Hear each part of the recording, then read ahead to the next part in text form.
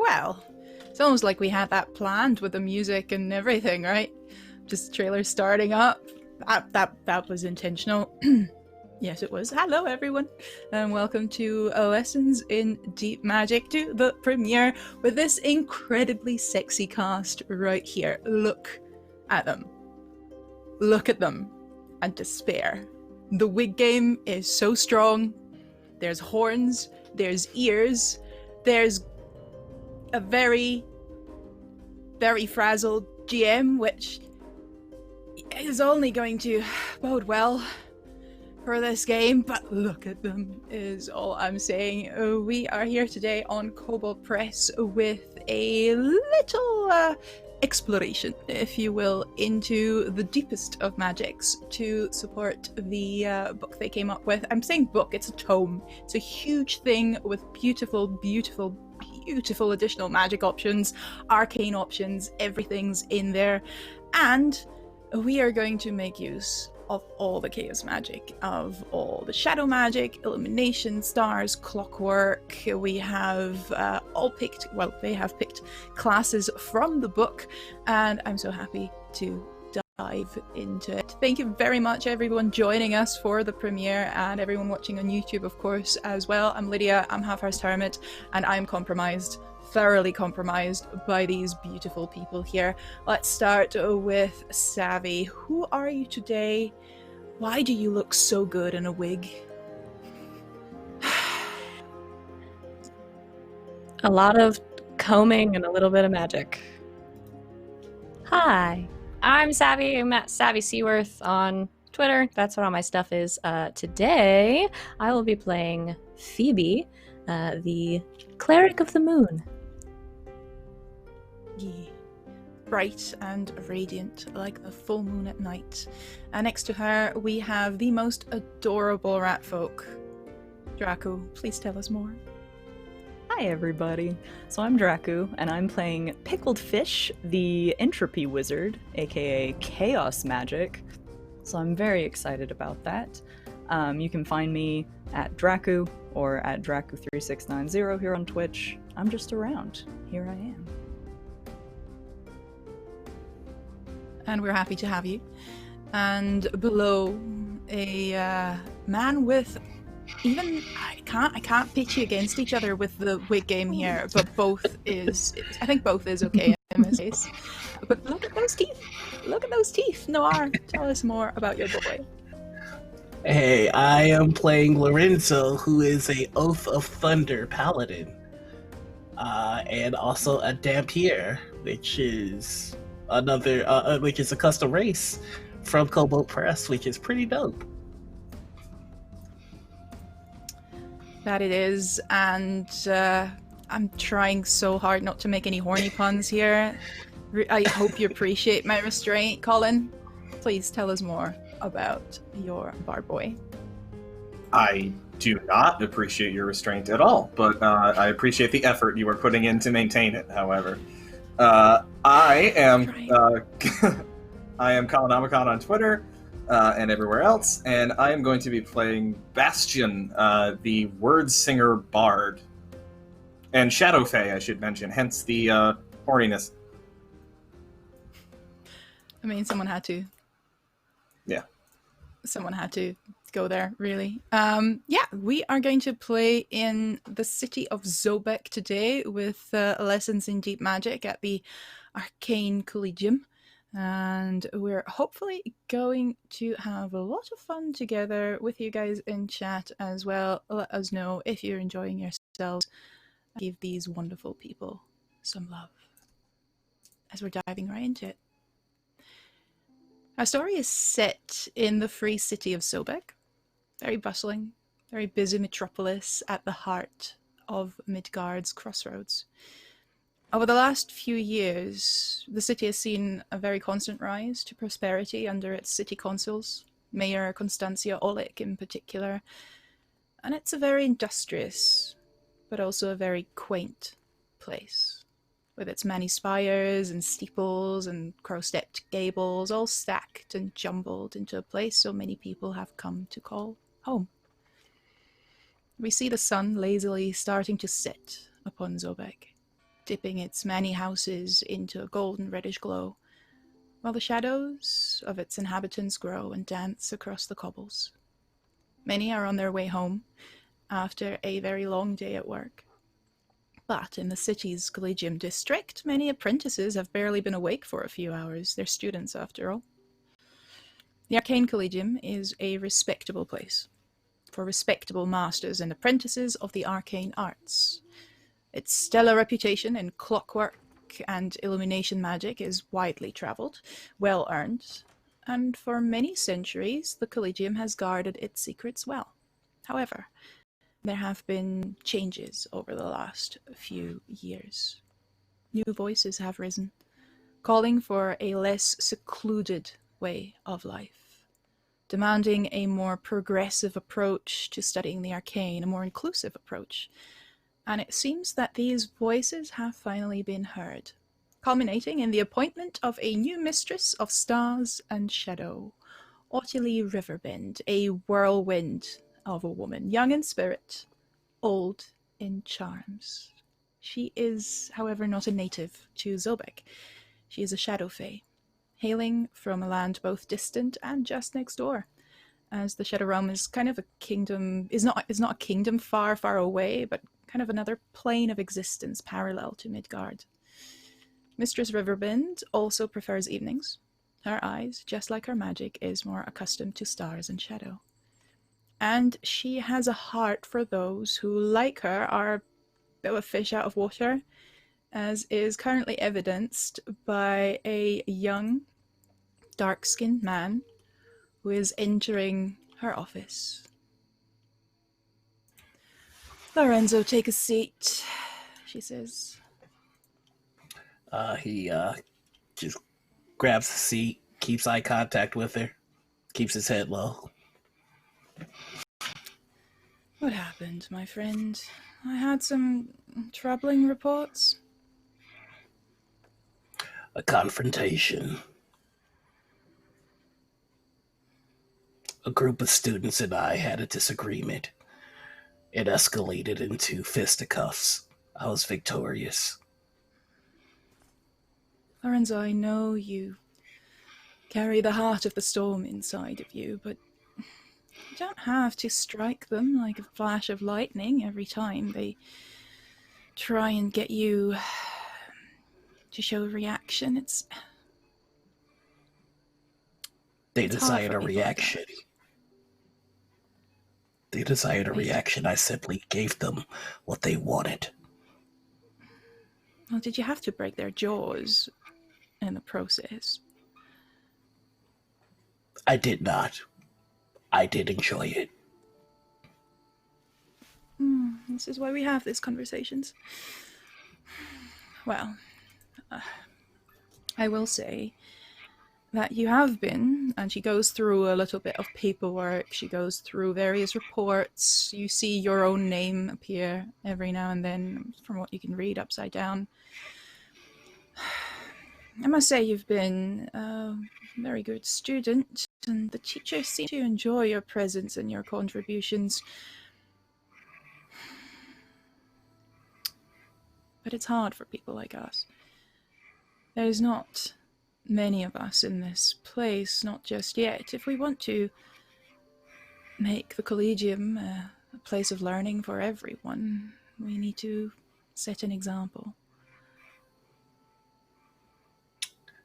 I will refrain from breaking the jaws of people who request such with their actions and words.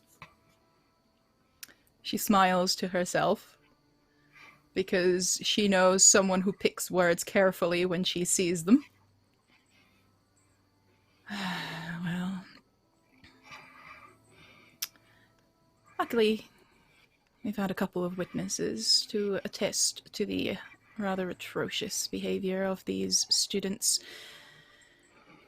And luckily one of them is one of the higher-ups. So I think we can remain with a verbal warning for this one. May I, in the future, suggest things like itching powder. Prestidigitation can do a lot. I will Something's endeavor to study that spell. Yeah, I can. And she slips you a little piece of paper. I can vouch for these to be quite effective in the more embarrassing manner. Quite hilarious, too, if you do it in a public place. And she gives you a wink. Now, off you go. Yes, mistress. Thank you for the talk and the verbal. He gets up. He starts to head out. All right. And she moves back in with her studies, chuckles to herself. The office is a dome above the library. And you, on your way downstairs, have to cross the library to get back, which is where we find Bastien. We find him, as well as several other students of the Collegium, sorting books. They've been tasked with a new filing system, reorganizing, all under the supervision of Shadowfey lecturer Etienne. He is not alone, like I said, as students and apprentices tend to do many of the menial tasks to keep the Collegium going, to make sure everything is sorted, to make sure everything is kept and maintained. And this beautiful library is the pride and heart of the Arcane Collegium. Several stories filled with shelves, tall, very intimidating. Therein lies the knowledge and intellectual wealth of generations of mages and arcane-inclined scholars, after all. What is Bastien doing? Is he just dutifully doing his job? No. Bastien is organizing the books on a cart, but not according to any known filing system of any kind, including alphabetical order. He's sort of going by just his impressions of them, just like he'll flip through it and get an idea of how it makes him feel, and then he's kind of sorting it more by... There's a few different criteria, but color is one. If he thinks this book looks nice next to another book, he'll put it there if it's aesthetically pleasing. If he sees that a lot of the same words are used in it, he'll put those together, because that just sort of makes sense to him. And he's just sort of doing this and kind of hoping that no one is paying any attention at all to what he's doing, because he's not paying it much thought himself. It's just sort of a fun little exercise for him. Just, oh man, this looks good. Yeah, that would look nice together. Sort of, he's almost like scrapbooking the Dewey Decimal System, and it's really not going to be helpful to anyone but him. But he's enjoying himself.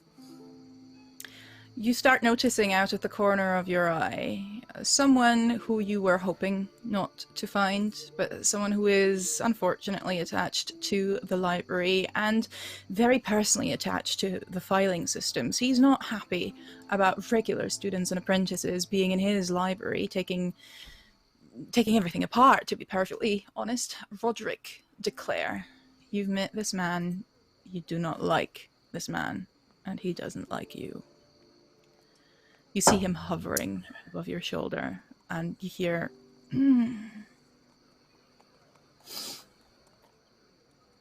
Would you like an autograph, Roderick? I'm sure I can arrange something. Just want me to sign a book for you or something, or do you just intend to stare at me all afternoon? Well, I'm just wondering if you can write at all, considering that this is not the order this should go in. Within the shelves, alphabetical is still the... Just, you can see... And he points towards the little stickers on the bookshelves that indicate the filing system. Yes. You put the... I know purple is your color, but that's not how... Let me do it. And he pushes you aside and starts reorganizing it all. No, stop. Don't. Please, I was enjoying myself. Don't take away this task from me, Roderick. Please, I beg of you. You see another student, backs away Dwarven. Slowly. Yeah. You see another student, Dwarven, just sort of going, How did teach you that. Come, do it here as well. Just come on. And he like kind of is like, be right there, and nudges his way away from Roderick. The lector does not pay attention at all. He's completely lost in a book somewhere in a corner. Hey, if we can get him to do this, we can nip out and be out in time for the ritual. Phoebe's back out tonight. Yeah, full moon. Oh God, I can't believe I lost track. I'm a terrible shadow fake. Don't even know the phases of the moon. Yeah, no, certainly. How about...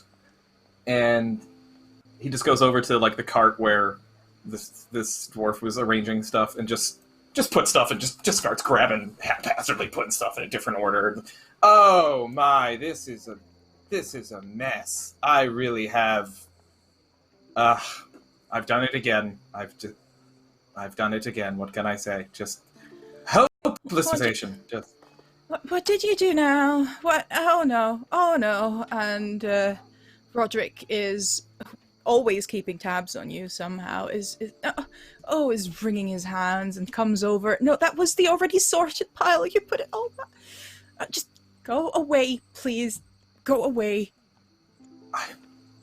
I will do better next time, Roderick. I promise you I will give it the old Collegium try. Of course you will try and fail as always. And he hits back. This is when you see your vampiric friend approach. Oh! Enzo! Hello. Bastien. Are you well? I just got out of book sorting duty, so I'm honestly quite ecstatic if I were to pick a mood. How are you? What are you up to in here? I was reprimanded by the mistress. Apparently, Oh, shit. breaking the jaws of people who request to have their jaws broken through their action is frowned upon. Instead, I must itch them. So I must learn the spell. Uh-huh. When you say requested to have their jaws broken, that was in so many words, right? Not literally, please break my jaw.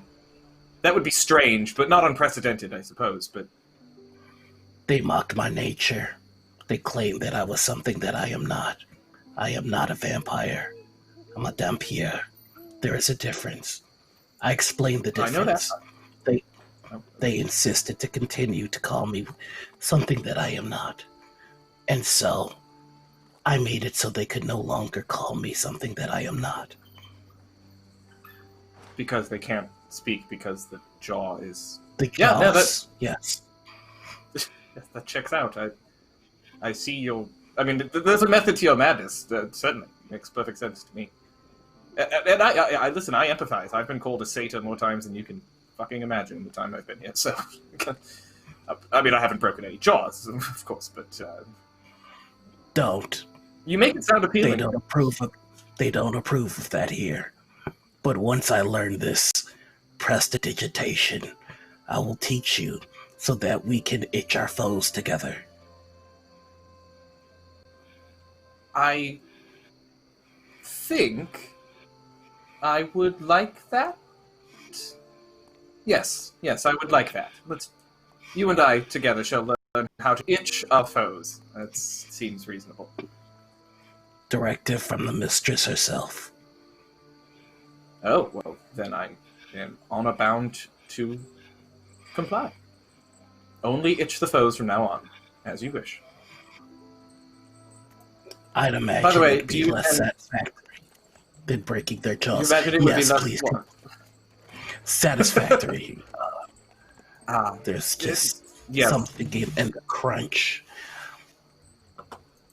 Yes, I suppose once you've had the real tactile and auditory sensation of a breaking jaw, nothing really can compare. If you could...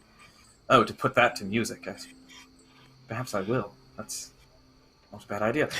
Were you intending to go to the ritual tonight, by the way? Yes, the full moon ritual. I was curious. I have not seen what Phoebe does at these rituals. I would very much like to. Yeah, well, there's the one she does for the public at large, and then there's the other one that's a little bit... It might not be for you. I don't know. We'll play it by ear. It's sort of a shadow fae kind of thing, but you should try it. Just keep it up in mind, is all I'm saying. Always. Oh, good. Well, I just got out of sorting duty, so I have no reason to stay in this fucking place any longer, so let's, what do you say we get going? That sounds fine. But if you were given a duty, you should complete it. That said, I know that you will not. I did not complete it, but it will be completed. So, 6 of one, half a dozen of another. I think that's how that saying works. I'm unfamiliar with your customs. Lead the way, Bastion. No, after you, my friend, I insist. He just, like, You actually don't know where we're going. He does it, but he's walking anyway. He's probably Lorenzo, I just realized... Oh, shit. And The very simple characters meet, and the campaign is over. The very simple fact that we all know what Noir is like in real life, and then see him as this persona is in itself already such a treat. Truly jarring. Truly jarring. Well. As you are finding your way, sort of, we are switching over to a different scene within the Collegium, where, well, two nocturnal party members, whose day is basically just starting, are leaving the library. There is another apprentice who's already had quite a long day, leaving a study hall or a lecturing hall. We see a young ratfolk woman who goes by the name of Pickled Fish, and she's just had a bit of a rough session. And her hands are still stinging a little bit because Master Onreal's very pragmatic approach to entropic manipulation, it does hurt. It's basically the manipulation of odds, and he thinks the best way to teach his apprentices that is by basically smacking them either at the back of the head or on the hands with a ruler and hoping that they can tell when he smacks them and when he won't. How did Pickled Fish do? How did she fare during that lesson? Not very well. So as she's leaving the classroom, you know, she's cradling these books that are a little bit too big for her. And with her hands kind of sore, she's having to stop and set them down, kind of rub her hands a little bit. And she thinks back to the class and what she did wrong, and she was very convinced that she had the right spell. She knew this spell. But somehow when it came out, that dang classmate of hers, Dolga, he somehow got better. And so she sits there and she's leaned against the wall and just sadly thinking about, oh, what could I have done better? Rubbing her hands. And she looks up and she sees, the teacher coming out the way. And you see the teacher coming up to you, Master Onreal, an very old elf, even old by elven standards, who's been trying to help you wherever he could, but he's so old school that his method of teaching is stuck a couple of centuries back. It's more like, why don't you just do it sort of situation. And he walks up to you and, well, I didn't go quite as well as planned. Young friend, are you all right?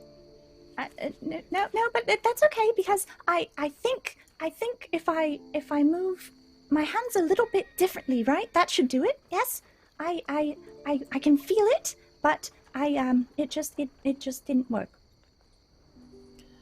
Well, you were thinking with your hands. Maybe that's the problem. You see, entropy is within all of us, each and every one here. Some are having an easier time accessing their own personal entropy. I feel like you're still thinking a little bit too linear. You're still thinking a little bit too orderly. You're trying too hard, is what I'm saying. Oh. I would say find yourself someone to practice with. Especially on these lower levels, you really need to get a good grasp of the basics before we, can come to things like jumping off a roof and see if we're okay. Oh, that sounds fun. I can try that. I can definitely get there. I'll practice very hard, and I won't think with my hands. Yes. Yes. Yes. We can see if maybe Dolga can help you. He's a very, very quick on the pickup. Yes. He's great. But I don't quite get along with Dolga. But if that's what you think I need, I will do my best. Yes. I will say your work ethic is formidable, Pickled Fish. We do make note of that as well. You will get there. You will get there. Thank you. Yes, No, excuse me. Yes. Just thank you. I'm making something for you, and I'll bring it to class next time. I'll bring it for you. Oh, that's very sweet. I don't think one of my students has ever made something for me.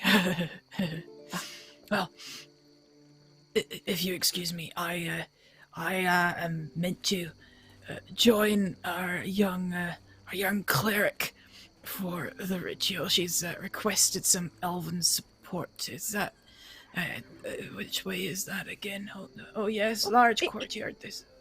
Huh? Yes, I can show you. I know exactly where the courtyard is. I love seeing her work. It's so nice. I can here. And she kind of shuffles with her books and picks them back up. And I'll go with you. I love this ritual. You know her? Yes. Oh, she's the one that always goes outside, and it's so lovely with the moon, and you can put your feet in the grass, and you can use your toes and just yes. All right. Well, I've been asked to by her as well as some of my colleagues to make sure that the ritual is within elven traditions. Naturally, there's a lot of imposters out there these days. Well, take me there. And together All right. You head off chatting. He launches into a couple of stories that have nothing to do with anything at all, just from seeing a bird fly past, a bat fly past, and walking past a random classroom where he tells you, oh, yes, this is where I once blew up half the school. Oh. Yeah, it's a little bit harrowing. You feel like some of the safety precautions they have now introduced may have been his fault. But you do get to the courtyard eventually, a large public campus-type courtyard with several trees, and underneath one of the beautiful willow trees, there is Phöebe setting up things for the ritual. You see a couple of pillows, a couple of blankets being laid out, and people are waiting around her, knowing her as a bit of an odd one out, considering she's not actually an official apprentice of the Collegium, but a disciple of Sarastra. And as that has a bit of an affinity with shadow magic, so she's been allowed to visit the campus and even sit in on some of the entrance classes, but she is a bit different, isn't she? She's a little different. Phöebe is setting up for so her public rituals are very different from the sort of private rituals they do, and she's been known in the past to get in a little trouble for altering them a bit, making them a little more hip, or to attract some of the students and everything. But so what she's done as people are waiting around is she's had some people help her bring out these lanterns, like in glass cases, and set them up in a circle that everyone can sit around. And then she's taken these crystals, like moonstone crystals, and set one in front of each of it, so the lanterns will like reflect off of them and make everything all shiny and sparkly in the moonlight. And as people arrive, she's taking this like stack of parchment that she has and these little cups of paints that she's mixed, and she's tearing off like strips of parchment and taking these little cups of paint and handing out to everyone and telling them to sit in this circle. And people do sit in the circle. There's some new faces, some old faces.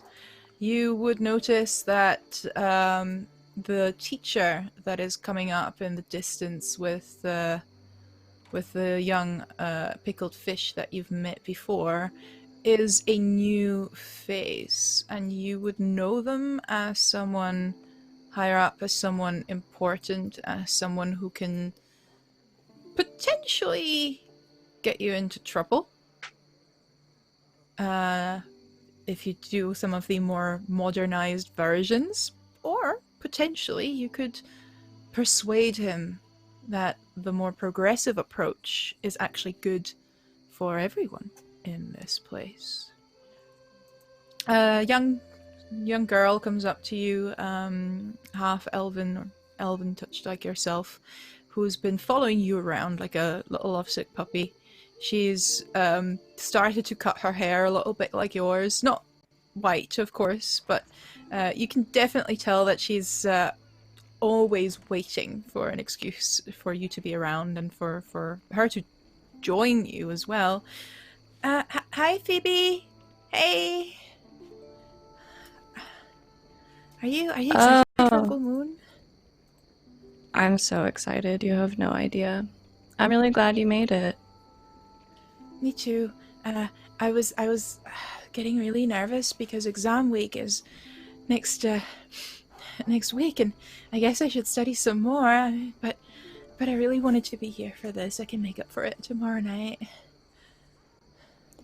This will be good for that. We're gonna really focus in on a lot of the anxiety that everyone's feeling right now. So I'm really glad you came if you're struggling. Yeah, can we really cleanse the anxiety? Because my God, I'm so nervous. Absolutely. My mom is basically just telling all the relatives that I'm the first in the family to make it here, and if I fail, that would be bad. But you're gonna guide me, right? Absolutely. Your situation's really two sides of the same coin. Just think about it. How's that? And she wanders off, sort of lost in thought, how two sides of the same coin can possibly apply to this particular situation, as pickled fish and the professor arrive. All right. Oh, that's it then, is it? Yes. Hello, Yes. Phoebe. Oh, hey. Hey, Pickle. Hey, it's nice to see you again. Do you need help this time? I can help you out again. I really like to help. I think we're mostly set up. Do you want to take part in the ritual, though?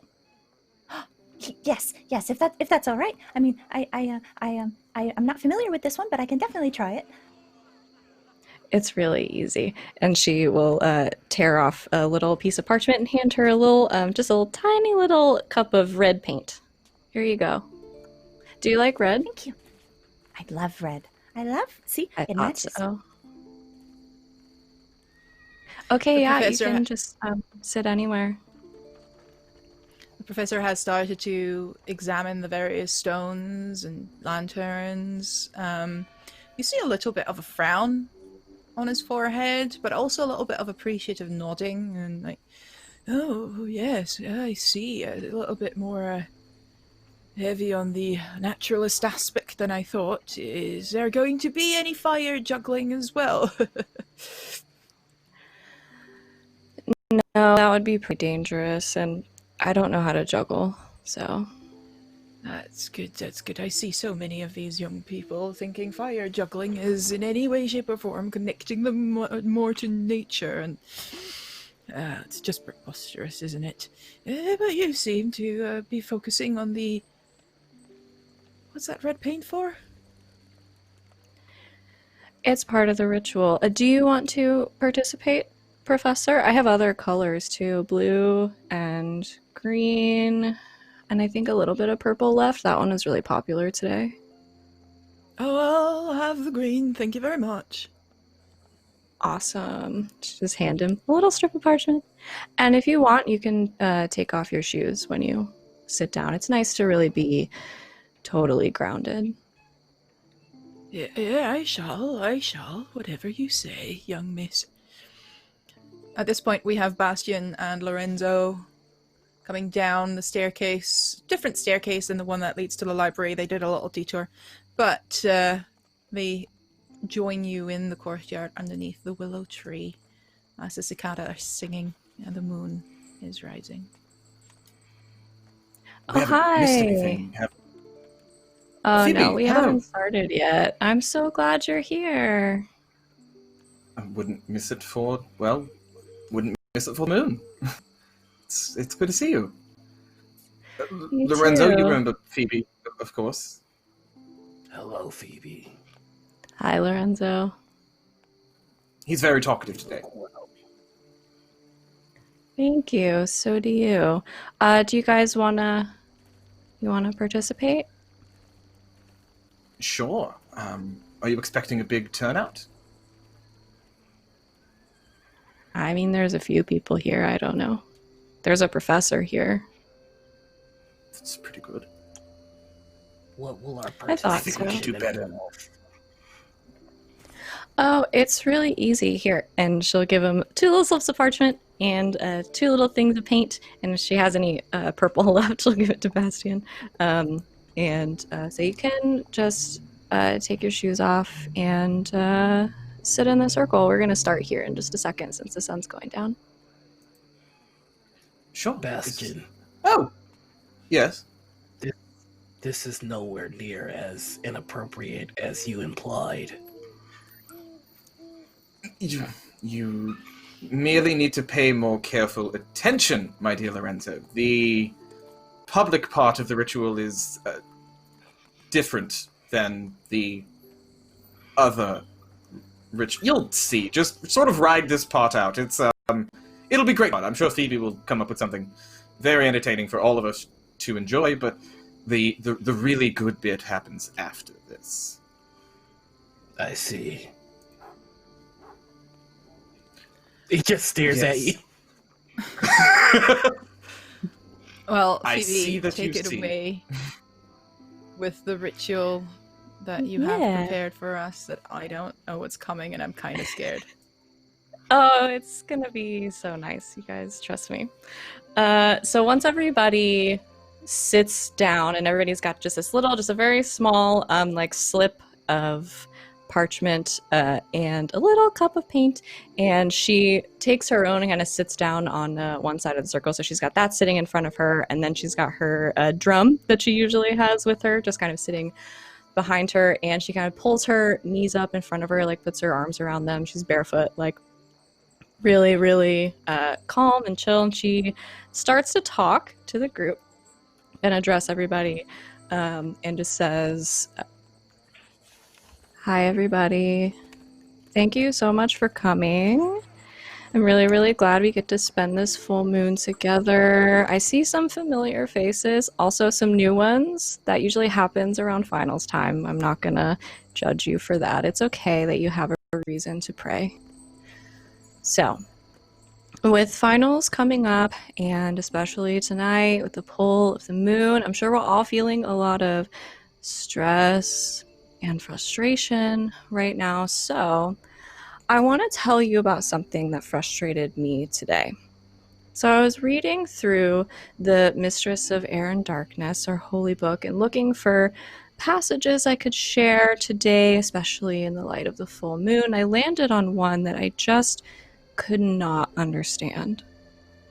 So I read it again and again. And it was just completely imparsible to me. I could not figure out what it was saying. And it made me so mad.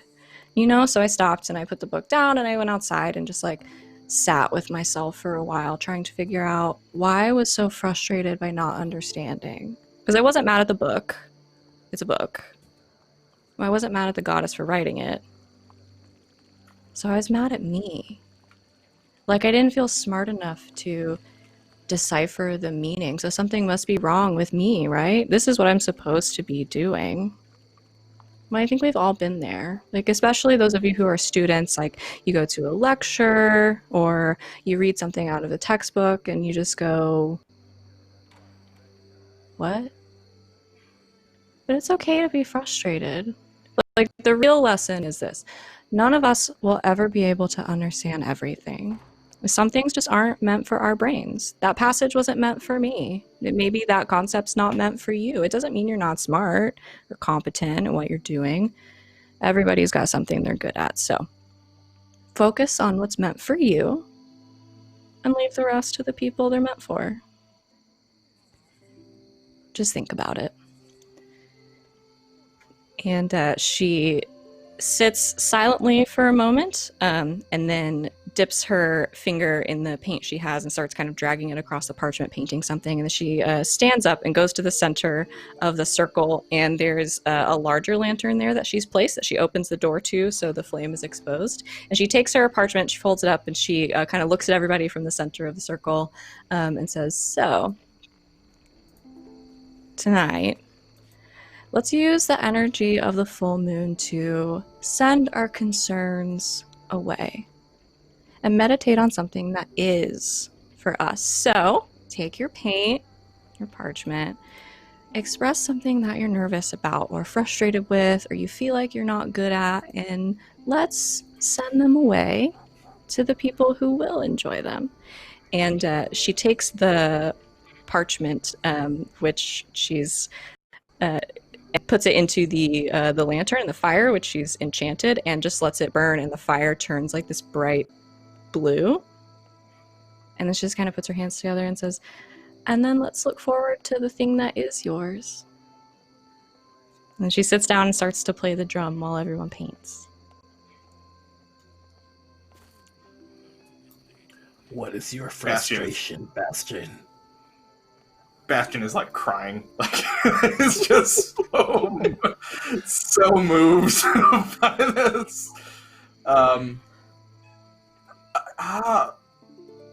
My frustration is that I look like an idiot now. Oh my god. It is not weakness to cry. And yet I note that you are not, at the moment, crying. I'm not. This is going to be hard for me. Yes, you're not. Well, clearly my frustration, and he looked like he was starting to write something down and then kind of scribbled over it with paint. Clearly my frustration is the sort of the library is such a pain in the ass, and I'm just quite done with that whole busy work. I just wish I could get on to doing what I'm actually good at, some real illumination magic, but no, first must sort books. So I'm going to write down sorting fucking books on mine. Yeah, that will do. What about you, Lorenzo? My frustration also lies in the fact that I cannot do what I am good at. the storm thing? Yes. You're very good at that. It's really cool. Yeah, I mean, I'm with you there. Not to the extent that I would like. Yeah, that's all right. Hey, you know, I'm glad you have ambition. This is why I like you. Your quiet, reserved demeanor hides a burning ambition. That is why they will write great songs about you, my friend. Myself included. It is appreciated. But my silence actually hides a seething rage and hunger.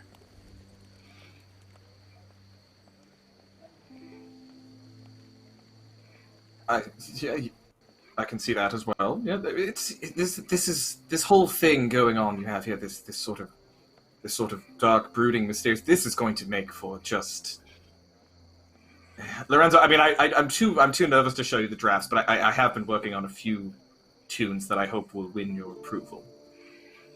Tales of your exploits, Thunder, Dampier, all of that. I mean, it's you're going to love it. Just give me a little bit more time to workshop them, and then we can maybe discuss it over a drink or something. I cannot wait to hear them. Good. And is that Pickle? I didn't notice. Oh, Pickle! And she has her little drawing that she's done, and she's kind of like waddling on up towards the lantern when she spots them. Oh, hey, hello, hi, yes, one second. And she kind of leans over and she puts it in the little lantern and looks all excited, like what's about to happen.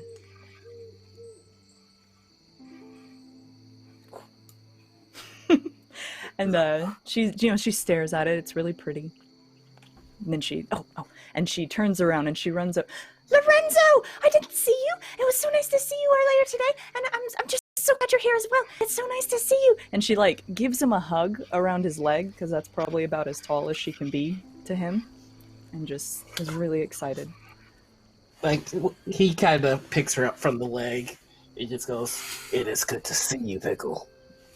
And then he puts her back down. And Bastien, it's good to see you as well. Hello. I thought you were in the library tonight. I was. I found a way out of it, and I'm quite proud of myself. Oh, that's always good. I got someone else to do what I had to do. Oh. An accomplishment in itself. Yes. That's not really an accomplishment. I don't recall asking for your opinion on this particular matter, Lorenzo, but duly noted. That is true. And it was not just anyone, it was Roderick. So, big win all around. You have Roderick is probably not very all nice. heard a very drunk Bastien on several occasions complaining about Roderick. They have a rivalry thing going, which nobody knows why or how. They just really dislike each other. You also see Master Onriel, the elf, very into it at this point. He's writing an itemized list of his worries and qualms to let go of.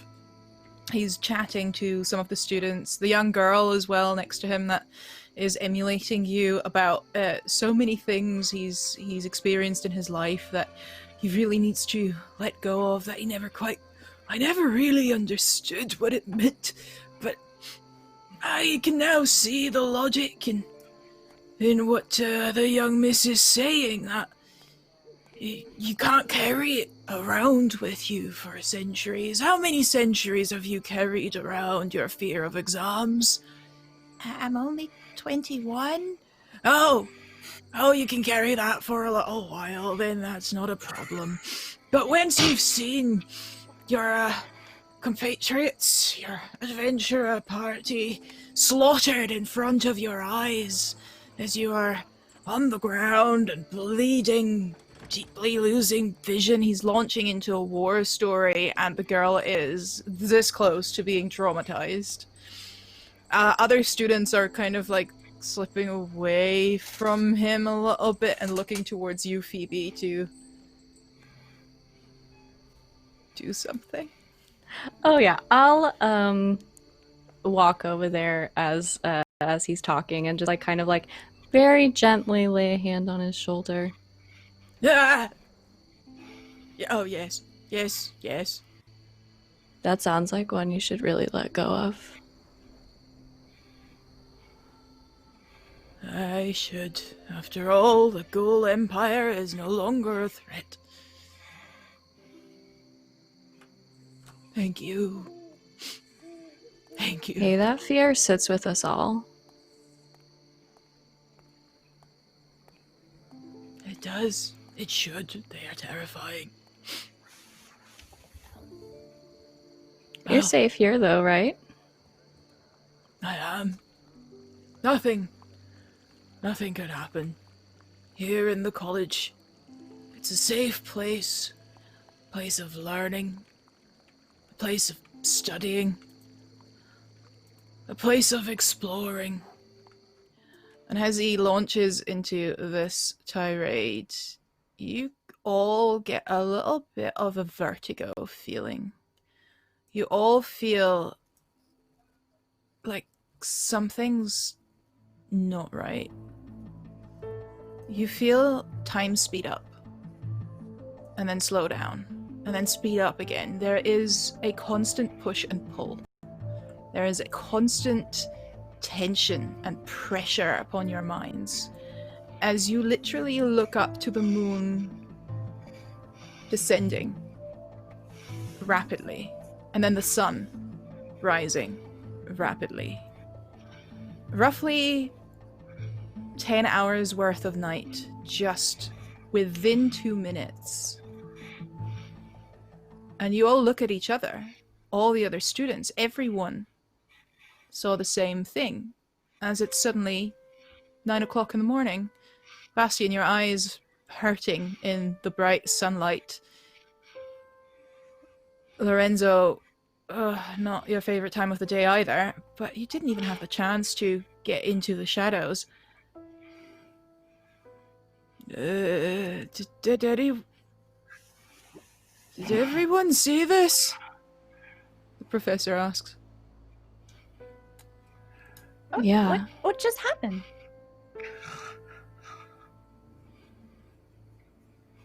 I think I need to go to bed.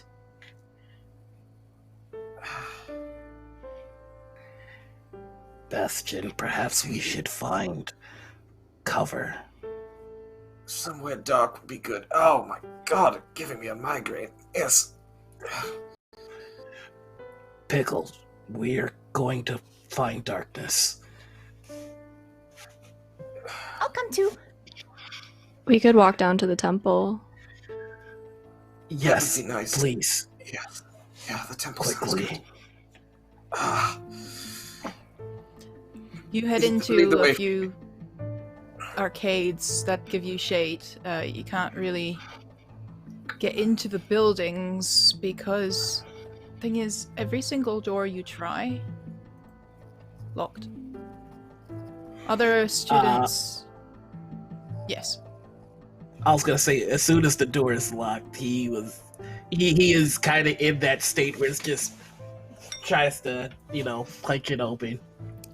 Punch through the door. Right on. Give me your strength roll, please.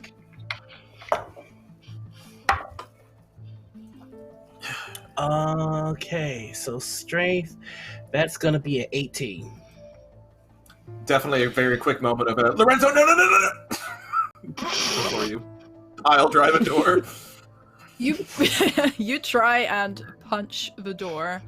The door splinters a little bit, but doesn't give way. It is one of the heavy oak doors of the Collegium. Your fist does hurt. There is a bit of blood, some splinters. The sun is still bright. The shade is only helping so much.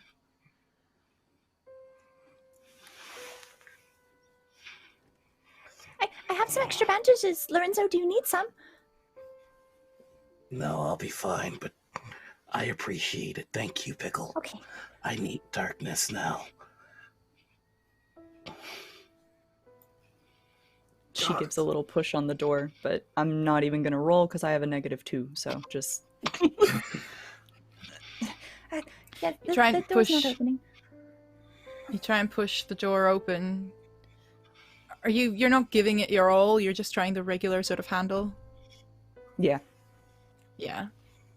Nothing strange happens other than the door is being locked from possibly the inside. You, at this point, realize that the door handle from the other side is also being jiggled. You hear voices from the other side of the door and then knocking. Hello. Please let us in. Please let us out! Why are you locking us in here? Let us out! Why are you locking us out? What? What? The door is being rattled. Please, it's really weird. All the pens have turned into snakes. Please, oh god, I hate snakes. What the hell? It sounds like they might actually be in danger. Lorenzo, Then we must get the door open. Agreed. yes, help me with this. Yes, What is your plan, Bastion? I was going to hit it very, very hard. If I may, he kind of tries to move you aside, and he grabs one of his axes, and it begins to crackle with electricity. And I am going to thunder wave the door. Nice. Yeah, thunder wave. That's the one. So he just comes down with it, and there's just first he would go to anybody on the other side. Step aside. You don't want to be on the other end of this. And then, Okay. It's going to get loud. yeah, and the sound can be heard from 300 feet out. Oops. And it is loud as it echoes through the whole campus. Some of the students who have tried the doors are now turning around, looking what's happening. Some of the students who ran down trying to leave the place, trying to leave the campus towards the steam gate and into the city proper, they come back around as well, and they see what's happening there as the door busts open under the force of your thunder. And you see a few students. It's not a lecture hall, it's a studying hall. It's one of those nice little studying places with pillows and couches, and everyone's trying to be relaxed. And there's a couple of chairs, tables, lots of books strewn around, but right now it's a mess. It's a mess as some students are fighting the stationery, which has come alive, is flying around, is flying after them. Some of the stationery has turned into things. You do see a couple of snakes on the ground being stomped on by one of the professors. You see a few strange skeletal-looking birds up in the rafters of this old hall being shot at with magic wands by professors and students alike, firebolts flying around.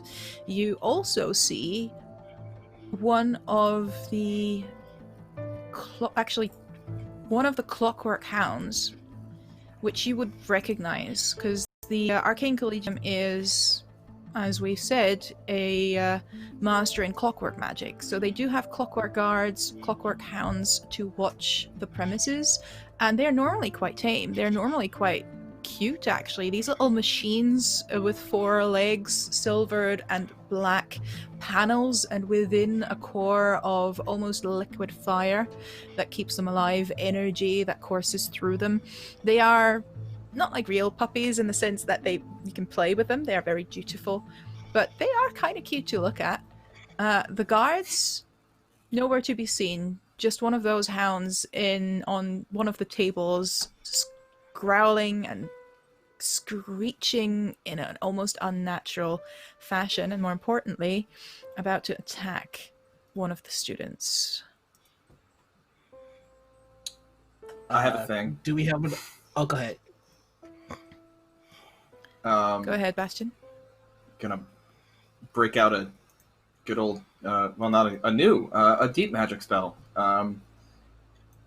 Bastion is so it's a whole smorgasbord of stuff in here. There's a big variety of things, but they don't seem particularly tough, so this might work.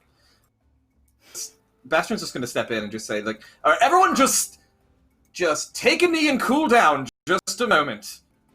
And he's going to cast Power Word Kneel. All right. What does that do? Power Word Kneel.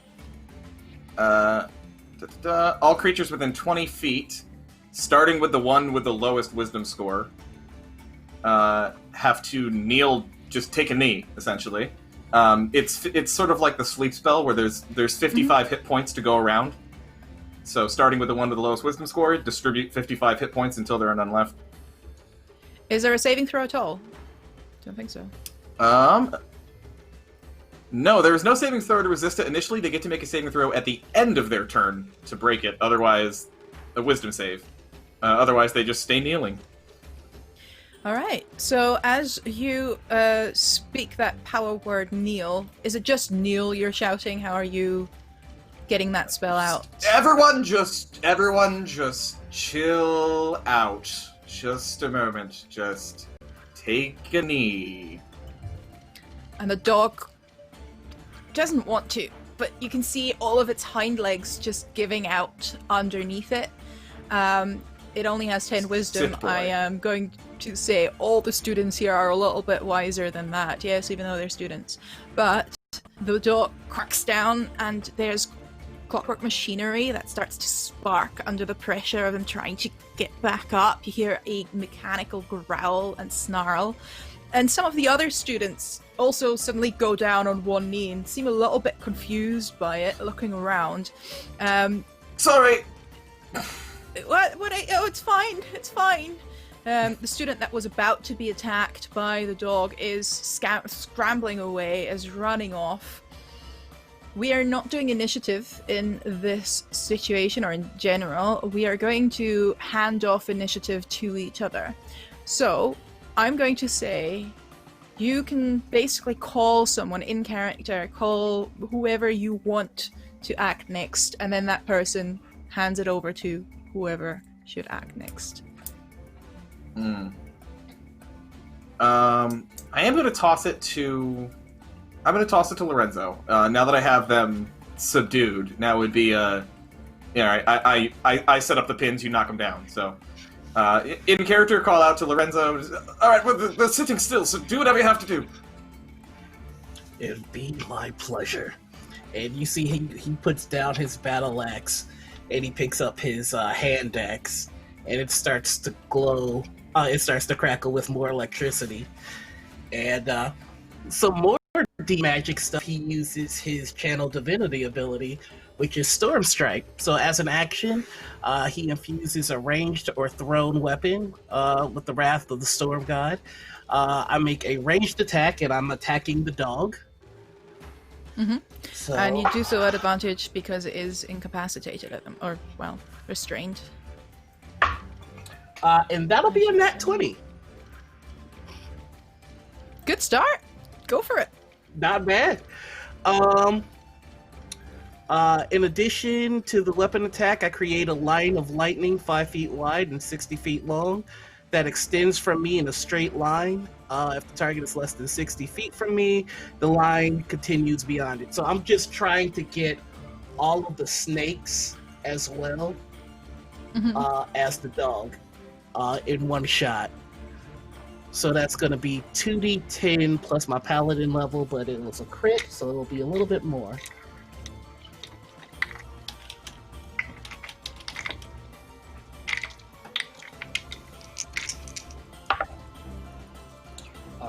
That's 17.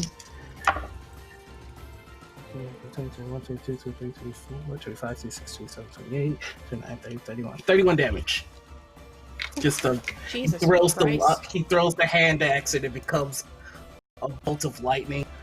I have to also roll the axe damage on top of that, so give me one more second. Yay, lightning! 3 plus 3, so 6. So, what did I say, 31? 37. But the 6 only goes to the dog.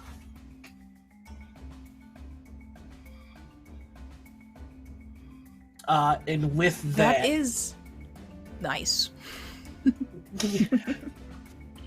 So with that, he goes,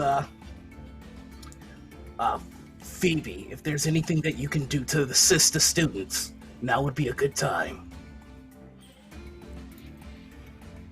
Oh gosh, I can certainly try. And she kind of looks around. What are the students? Are they running away? They are running Pretty away. much. Unfortunately, one of them is currently in the grasp, having his ankle constricted by a giant constrictor snake that is still weirdly shaped like a pencil. Wow, I don't like that. It's a red pencil. She will step up to try to get rid of the snake, and she pulls out and sort of hangs on to her holy symbol. We have a range on this, hang on. Yeah, so she's gonna kind of step out into the middle where she can get as many of them as possible, and I'm also gonna use my channel divinity to do Night's Chill. So the snake and any of the other mean stationary pieces within 30 feet of me will make a Constitution saving throw. I think it's a 12 DC. Yeah, 12 DC. And so she'll like grasp onto the holy symbol that's kind of like tucked underneath everything. She'll pull it out and hold on to it, and there is this like dark blue glow that comes from it, and then this just like all of the heat is sort of sucked out of the air around her.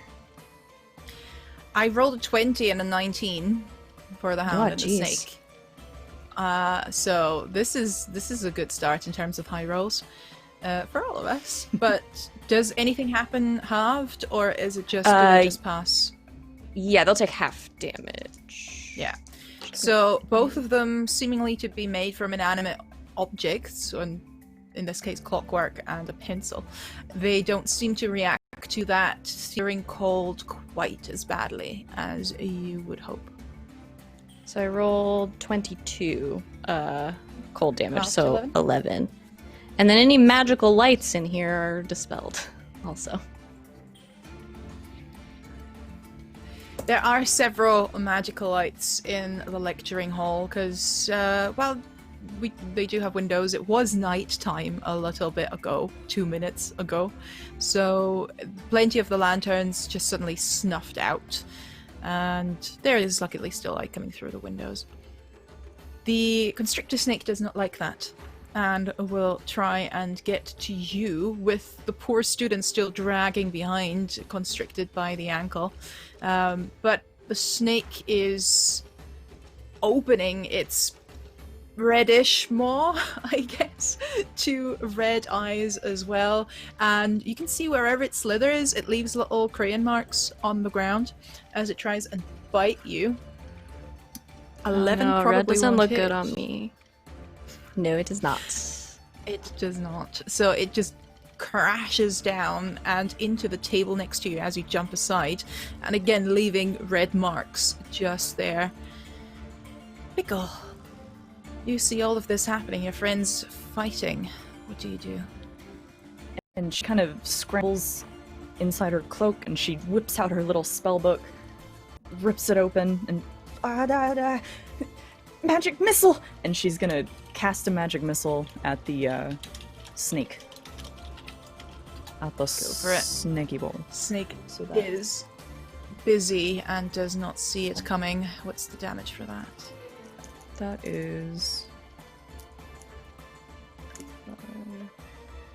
8 damage total for all 3. Damage on the snake. The snake gives a strange screeching sound that is like chalk, wet chalk on a blackboard. And the hound is still trying to get up from the desk. You say there's a saving throw at the end of the turn? Colin? There's a saving throw at the end of the turn, I think? Wisdom save at the end of their turn. Yep. Cool. That is and a 16. my save, yeah, that'll do it. Yeah. That'll do. The hound is back in the game, but loses its turn. So, Pickle, who are you trying to scramble behind, or who would you try to ask for help next? She's probably going to leap kind of backwards and kind of stumble a little bit on her bad leg and Lorenzo! I think that one. Did you see it? I hit it. And she You kind of did a tucks good job, behind him. Pickles.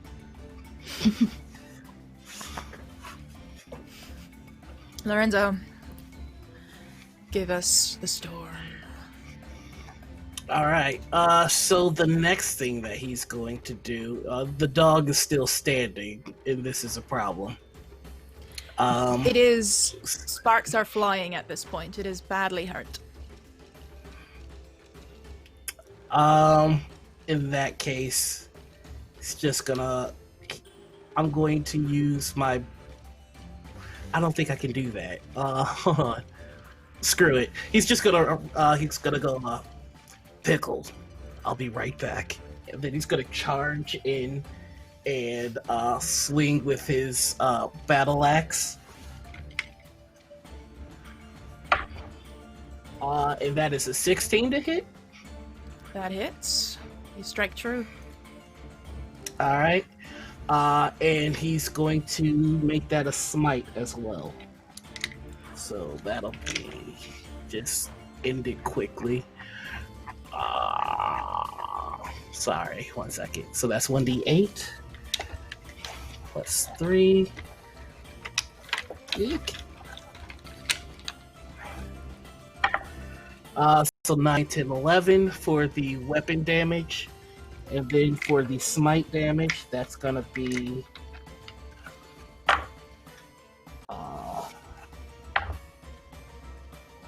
10. So 10 on top of that. How much is it in total? Ooh, I forgot already. I'm sorry. No, it was so the weapon damage was 8 plus 3, 9, 10, 11. And then the smite damage was, I forgot that number already, so I think it was just like 12 or 13. So 23 total. That's pretty much exactly the hit points it had left. So you bury your axe into that clockwork hound. You manage to get through the armor plates and into that coursing magic core of that of the life force that keeps it going. Unfortunately, you feel the heat from that very life force now rising quickly and exploding right into your face as you take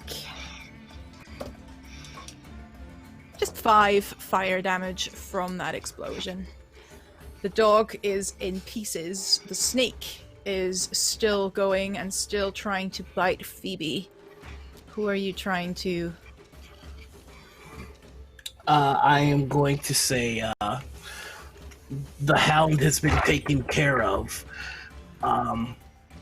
Bastien, has Bastien gone yet, or I don't think I went first. But I'll take it. Yeah, We're on the so second he's round. gonna- Yeah, don't worry about these things. Okay, so because the hound has been taken care of. Assist Phöebe, Bastien. Not a problem. And, did I hear correctly? You said that when he killed that dog, he felt the heat escape from it. Is that right? Yes. I'm scared. It That blew is up in what my you said. face. It did blow up in your face, didn't it? Yes. Yes. It gives me an idea for a song.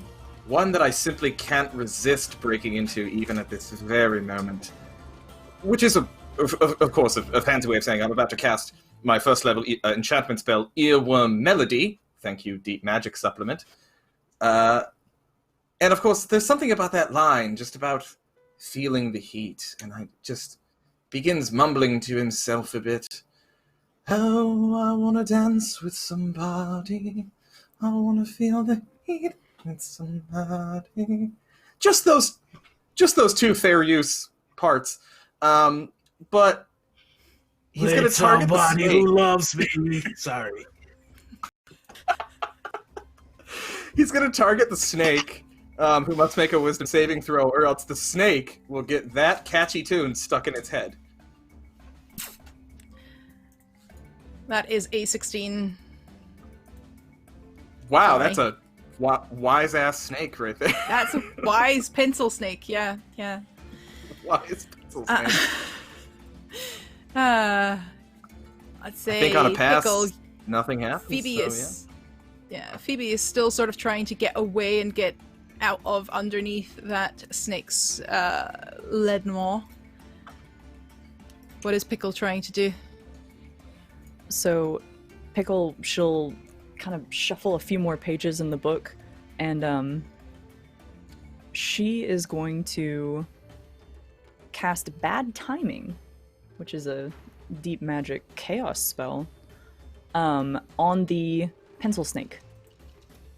All right. So, it's a What do you charisma need saving to do? throw, and my DC That's a is 3. 13. Okay. So there we go. The next attack roll or ability check the creature attempts within 10 minutes is made with disadvantage. Nice.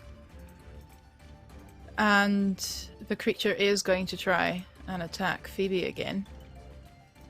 But at disadvantage, as the bite is coming down. I rolled a 17 still as my lower. That Assuming misses that beats me. your- Seriously? Mm-hmm. Ridiculous. Ridiculous. They have lots of armor. Let's say that it does hit you in the sense that you do get a little bit of red smeared upon your clothes. It's just the armor you wear underneath. Clank. There's that. What are you wearing? Chainmail? There's a little Scale bit of mail. a Scale mail shirt that seems like silk, beautifully woven, but as tough as rocks. Clank. What are you liking to do to retaliate? I think she just looks down at her shirt, looks back up at the snake. Well, usually they say an eye for an eye, but I guess we can do a tooth for a tooth. And I'm gonna cast Dark Maw on myself. So I'm going to attack it as I open my jaw very wide, and these terrifying, shadowy fangs come out of my mouth. And I try to bite it, because it tried to bite me. That seems fair. That is terrifying and other things as well. But yes, please do roll that attack. That's 20 total Oh yeah. to hit. Alright, and I get, a d8 of necrotic damage. I roll 7. So 7 necrotic damage. Nice. As Phoebe slightly unhinges her jaw and bites back. Who do you think is the most shocked by this display?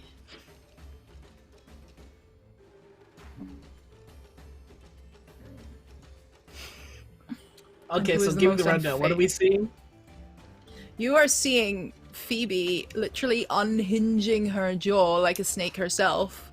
Giant shadowy fangs growing from her mouth as she sinks her fangs into the pencil head of that snake and bites back. How does Lorenzo Okay, feel about Bastien. that? Okay, Bastion. I see how this could get inappropriate now. This is not part of it. Just I don't want you to have any illusions about that. No, this is not normally a. Yeah, that's okay. You warned me and I didn't believe you. I'm sorry, friend. And I think both Pickle and Bastion would be super shocked, whereas Lorenzo would be kind of okay with it and not too phased. So if we give the next initiative to Lorenzo. I think he's just staring like I did not see that coming. Right. And what's still standing? Like she's Just in the a snake. snake off with the snake? Okay. Yeah, just the Um, snake. All the students and professors have managed to wrangle the rest of the stationery. Your little lightning bolts have taken care of the tinier pencil snakes and little eraser spiders that have been floating around and crawling around.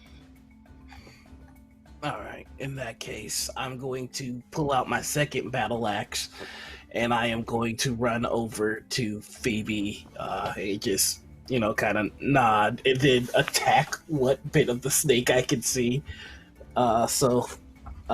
First act, so I'm going to take my action to attack and my bonus action to do my offhand attack, which I do not get to add my modifier to because I'm not trained in this. So, first attack is a 15. Yes. Okay.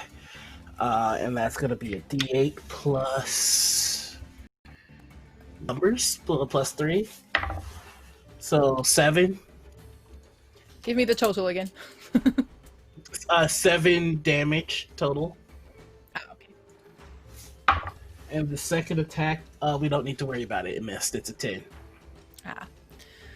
So your axe hits the pencil snake as wood splinters all around, similar to the door earlier on. A little bit of red lead as well. Who are you passing it off to? I am going to go, hey, Pickled Fish. Remember that thing you did that was cool? Can you do it again?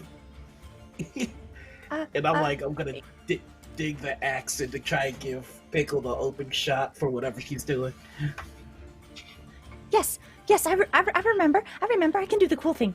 And how much does this snake thing weigh? To know how I'm flavoring this. It Does is it still a weigh like a large pencil? creature. Oh, okay. It's a big beast. It seems from the way it's been moving, the way it's been crushing desks and other stationery underneath its body, it's more like a proper snake. Just looks like a pencil still, which is weird. Okay, I'll drop that d4, so let's see if the dice tell me what to do. Okay, she's still gonna attempt it anyway. And you can see her gnarl her hand, and she's trying really hard to use Mage Hand to pick it up. And she's trying real hard. You see the little ghostly hand kind of like trying to grip at it, and it's just, nothing's happening. And Lorenzo, I'm doing the cool thing. I'm trying. It's not working this time. I'm trying. Don't worry. We'll get it. Bastien, I think I'm distracting it. Can you get it? The snake is biting after your mage hand, trying to bite through. Yes, I think I've had quite enough of this goddamn snake. I'm gonna do something just utterly dumb. So, this ought to be fun. Let's burn some spell slots, fam. I'm gonna cast Lacerate on the snake. Oof. This is very similar to a certain spell from the later Harry Potter books. He's gonna need to make a Constitution saving throw. Set them something. No. That one, That's probably a not. That's a 7. Yeah. That's gonna be 4d8 slashing damage. So, let's see. Just get that. Alright, that is gonna be a grand total of 19 slashing damage on that snake. This is a kind of magic that Bastien doesn't use terribly often, but as he steps forward to this thing and sees it still coming at Phoebe, he reaches up and touches the gem he wears around his neck and mutters something in Umbral very quickly, which I don't know if anyone here speaks. I don't believe anyone does speak Umbral. Or no, I think Lorenzo might speak Umbral, but irrelevant.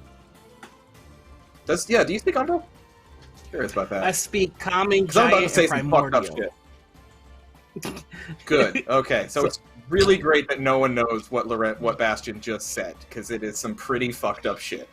as he clutches this gem and mutters an incantation under his breath, and then doesn't draw his sword, doesn't draw any, just points his gloved hand at the snake as all these seemingly just invisible blades just hack across the snake's body. They hack it into pieces to the point where the student that was still at the tail end of the snake grasped by the ankle is finally free. What is left is a head that is still trying to bite, still trying to chomp at Phoebe. It's not quite dead yet, and it is trying to get its teeth in one last time. Rolling a natural 1, it does not. Phoebe, are you giving it its coup de grace? Yeah, I'm gonna bite it again. The head is now about as big as you are, so it's a nice little standoff. The first time was so defensive, but now she has a taste for it. It's creepy, and I don't like it. Yeah, I'll do Dark Maw again and try to kind of bite down like on top of it, like between its eyes, like where I think its brain is. Nice. That's a 19 to hit. Yeah. And I get a D8 of necrotic damage. That's 6. So 6 necrotic damage as the fangs come back. And you murder this snake with a sound, a spectacle that is gruesome to watch and kind of hilarious to watch at the same time. You sink your fangs, your shadowy fangs, into the snake, and there is so much red. So much red. Because, well, it's a red pencil and it reverts back to it as you bite down all over your chin, all over your clothes. There's that red bloodish looking substance that is really just the remnants of that pencil, but it is now quiet again within that studying hall, except for a couple of crying apprentices, confused apprentices, looking at the absolute mayhem surrounding them. Is anyone hurt? Is anyone hurt?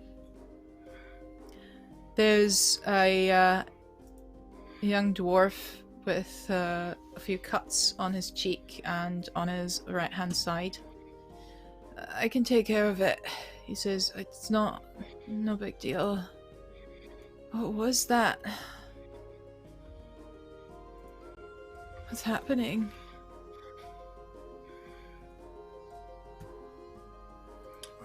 Search me. Best guess is someone manipulated time. As for stationary coming to life, it's beyond me.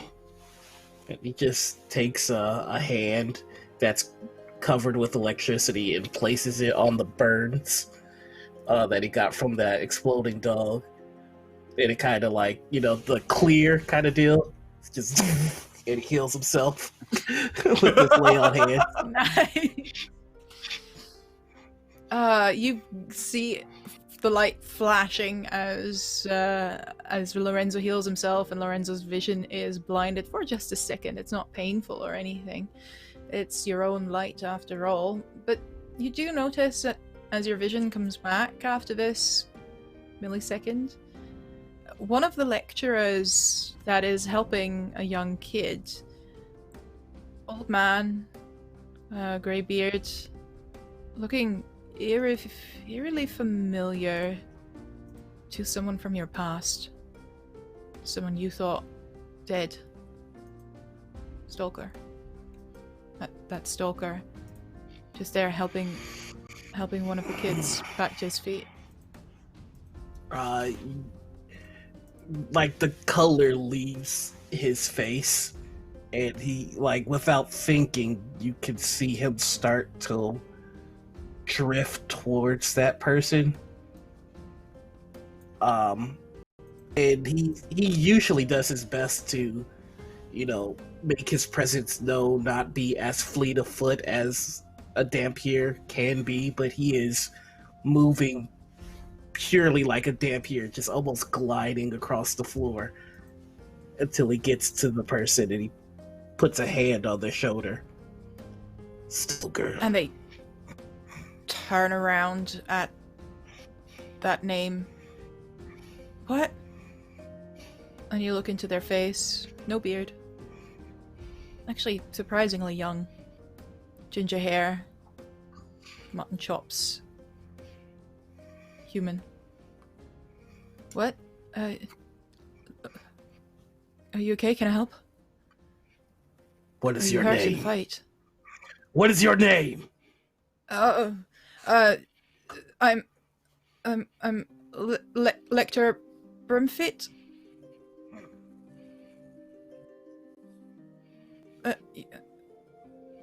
I'm with the necromancers. Are you okay? Do you have a concussion? And he starts trying to sort of touch you, trying to calm you down a little. Like, the second he reaches out for me, a very uncharacteristic move for Lorenzo. He full on hisses, like, just Oh. and he just kind of backs up and he's like, I don't know what's going on here. And that's all he says, and he just sits down and he's got his hands in his head, like, very confused.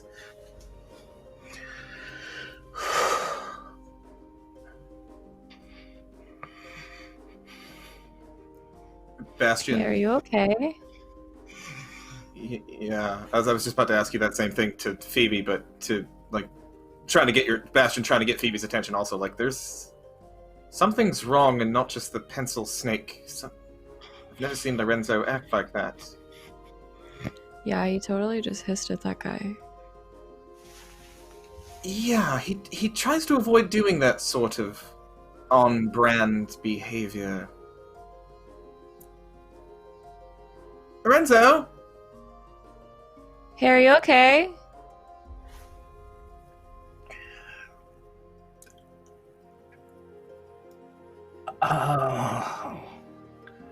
Why don't you come back over here, Lorenzo? Come chat with us.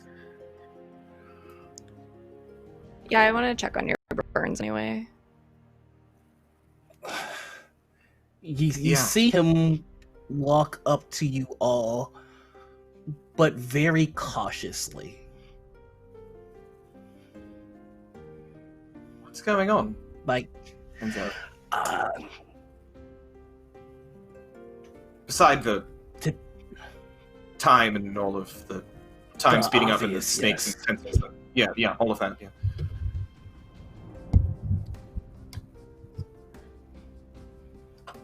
You look perturbed. Also, you hissed at the guy.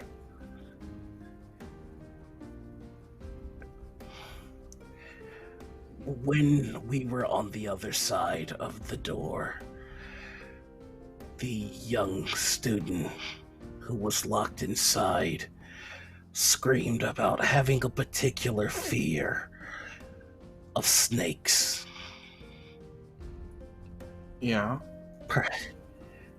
I believe perhaps whatever is occurring is attaching itself to our fears and secrets.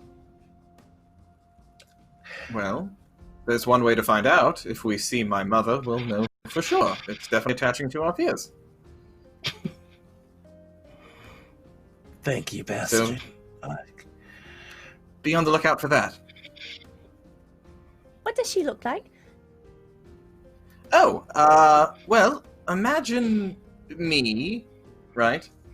But, female, obviously. Take me, make me female, add about 30 years of repressed anger, and then squint a little bit, and you should get somewhat of the idea of what she looks like. I think You some see of the it? Do you teachers see it think now? like that too. Yes. Yes. I've thought that myself, but it's best not to go into the edible implications. We should do something, anything, I suppose, to help these people or to figure out what's going. Oh no! Of course, we could also do nothing. I'm content with that as well. To be honest with you, this is very strange, and I find myself now extremely uncomfortable. No, we should definitely help, but I feel like I should do something about my face first. Yeah. Do I it's a look whole like I look- ate a guy? Because I feel like I look like I ate a guy. Yeah. Yeah. You There's did, a clear by the way. difference. There's a clear difference in that being ink and not actual blood. You see, when you actually have a face full of blood, it generally congeals and starts to flake. And never mind, you look like you ate a guy. This doesn't have that, like, coppery taste. Oh, I wouldn't taste it. That's probably carcinogenic, to be honest with you. And Pickle, like, had just scraped a little bit on her finger and was just about to taste it, and then she wipes it You off. guys have, like, a quietly. rag or something? I don't have my handkerchief today. Lorenzo I have rips some this. bandages. Lorenzo rips She his pulls out a sleeve little and bandage. just hands it over to Phoebe. Oh, thanks. everybody. Rips off the sleeve. The true power move. Oh, thanks, you guys. You guys always are so helpful. This would be I a really great thought the, opportunity like- for me to expose my forearm rips. I really thought Did you the not whole come cutting from the off the. guns? You know, I really thought the cutting off the head of the snake thing was gonna work, but I guess it's not accurate Yeah. every time. Yeah. Did I do it the wrong way? I didn't cut off the head so much as I cut off everything else, leaving the head. Maybe there's like an issue of intentionality there or something. I don't know. I mean, it's possible that you sort of put the wrong energy into it. It's okay, we can try again. Phoebe, It's something, what I'll tell you what. was It's it? something I will think about. What was it that the ritual was meant to accomplish? The one we did earlier with the I lanterns. suppose last night. I mean, exactly what I said. I mean, the public rituals are a little bit different from the ones we do in the temple. I mean, Bastien can tell you that he's been there for them before. Guilty. But yeah, no, it was just more of a sort of public call. I mean, we're talking about intentionality, just to like have everybody ground themselves and reconnect and sort of find some comfort. So it wasn't, I mean, it wasn't actually anything big. spell work. I mean, there were some like illusions on the lanterns to make the fire turn blue. And when you're That was cool. talking to thanks, was yeah, I got cool. one of the professors to help me. Very pretty. They're really nice, but yeah, I mean, there's always some magic involved when you're connecting to the goddess. So I really don't think this one is my fault, though. Like, some weird stuff has happened before, especially with like, you know, when you're doing the more intense stuff with like the blood and everything. But I really don't think this one was me. Phoebe. Oh yeah, the Roll me a rituals D100. do involve blood. Uh-oh. Oh, 98? Is this Finder style Either rules? really bad Is or really I good. bad or is I That good? usually is bad, I think. It I usually don't is know, bad. but I'm afraid. It's not a D100 beans. system. I don't know.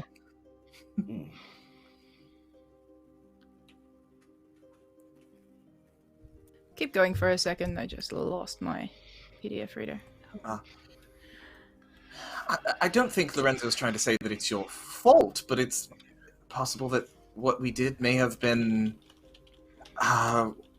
what's the Caused term? by a ritual. That's not what I was going to... Commandeered by... Your ritual was commandeered by something else. Yes, that's what I mean. I mean, Not that would intentional, be- but... Yeah, that would be extraordinarily bad, but I mean, when you open yourself up to the universe, like, I guess stuff could come through the other way. Yeah. That would be really bad. I would feel really bad about that. I was just trying to, like, help everybody get through finals. And as she says these Yes. things, and the sun is rising behind her, and the light is shining through the windows, almost dousing her into a form of angelic light. There are wings sprouting from Phoebe's back. Not feathery, but transparent, almost like insects' wings, but glimmering and glittering in various beautiful oscillating colors. Purple, green, a little bit of yellow Bastion's as just it kicking- turns around. Like, toe-kicking pickle. Like, you see that, right? Yes, it's so pretty. Phoebe, Why- have you always had those? It's a bit bright. Why are you guys all looking at me like that? Is it the teeth thing? Because, like, it's a fun spell, but if you guys don't like it, I can do something else. No, that was very terrifying. But you have wings. Yeah, What? big. Yeah. Have you always had those? And not realized? You've got wings, I- love. I've never seen those before. I'm not sure those are mine. They're all Ah. They look attached. Yeah, they're definitely This is good. attached. This is going to sound Okay, very I don't- stupid, Phoebe, but could you just maybe try jumping and seeing if you remain in the air after jumping? You catch my drift? Yeah. Yeah, you can She would. just use the word fly. Yeah, I didn't want to like go there just yet. I don't really want to believe any of this is really happening, but yes, you could you try, see if you can fly. I mean, there are lots of different ways for us to spread our wings. Just think about it, and I'm gonna try to fly. And you jump off, and immediately your wings start to splutter like dragonfly wings, and you fly. Yeah. You hover, you fly, you go higher, you go lower. You have full control. Hey, I don't know if you guys can tell, but I'm seriously freaking out right now. I am also freaking This out. is right now. amazing. And all of you can tell that Bastion is freaking out. There's no doubt about it. What the? But as you're like Whoa. darting back and forth across. A few of the crying students stop crying as they look at you flying around. Can we do that as well? Maybe next semester, some of the lectors say. Primfit is very confused watching this strange group of haphazard half students and Phoebe that just helped them defeat the stationary, and now she's sprouting wings, and he's walking up to you guys, staying well away from Lorenzo, trying to talk to Bastien, who seems the most reasonable because he reacts like someone should react with all of this happening. Oh God, how did this happen? Ah, yes, that is the question of the hour? Short answer, I have no idea. Long answer, I have absolutely no idea at all. None Right. whatsoever. Oh, okay. Well, I'm getting the students to safety. Hopefully, safety. We do have magic, somewhat magic-free areas below ground. You should.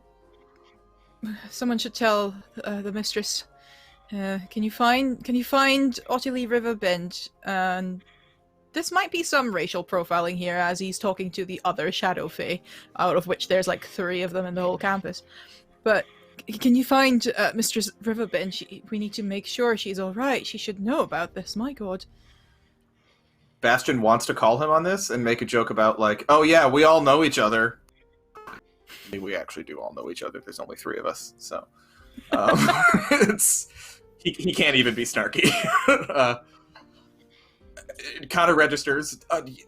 Yes, I will take this to Madame Riverbend right away. And what should precisely I tell her is happening? Could you think of a succinct way to sum this whole thing up? I can make corpses rise again. I don't know what this time magic is.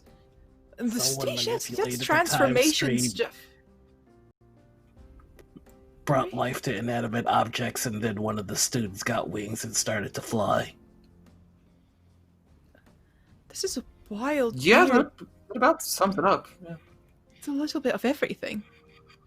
We do not condone this form of experimentation here. Is that what you think happened? Experimentation? I don't know.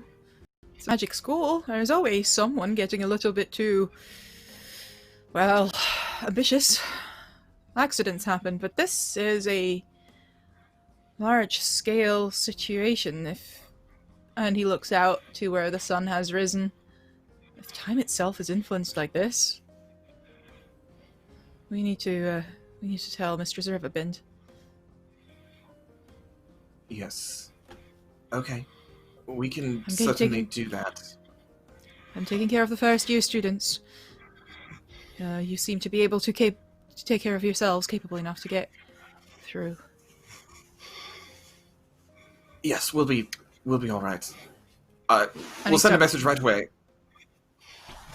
He starts ushering the kids, and there's a doorway at the back that leads further down, while Phoebe is still fluttering about.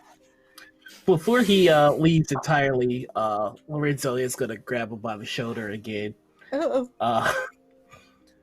My apologies for my demeanor earlier.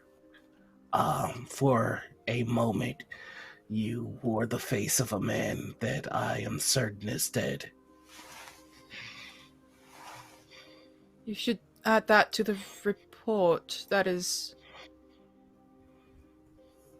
bad. I'd rather not.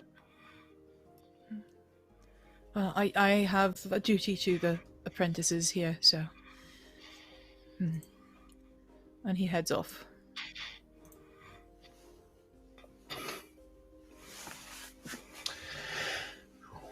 We need to find the mistress. So that probably means you need to come down, Phoebe. How far are you up, Phoebe? How many feet? I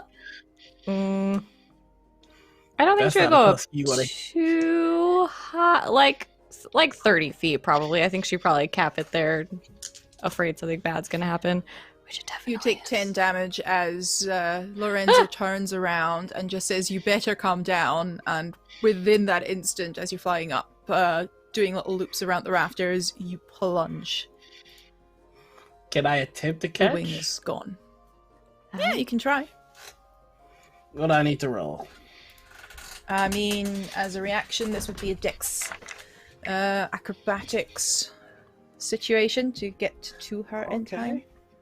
I am actually not bad at that at all. Watch as I roll like shitty. Hey, actually I didn't. 17. 17. You take half of the damage, and Lorenzo, you take the other half.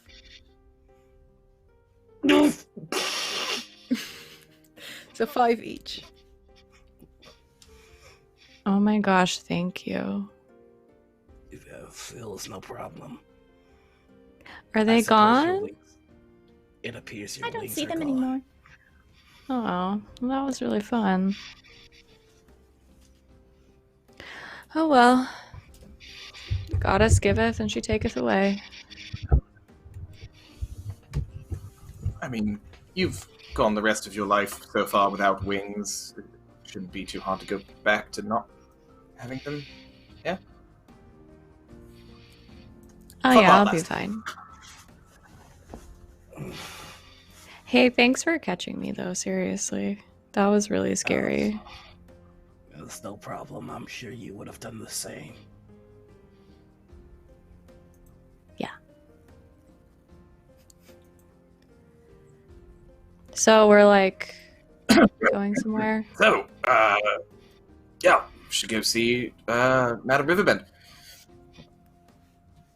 You're heading out, or are you trying to go through the buildings and the various classrooms, hallways, corridors to head to the library and her office above that way?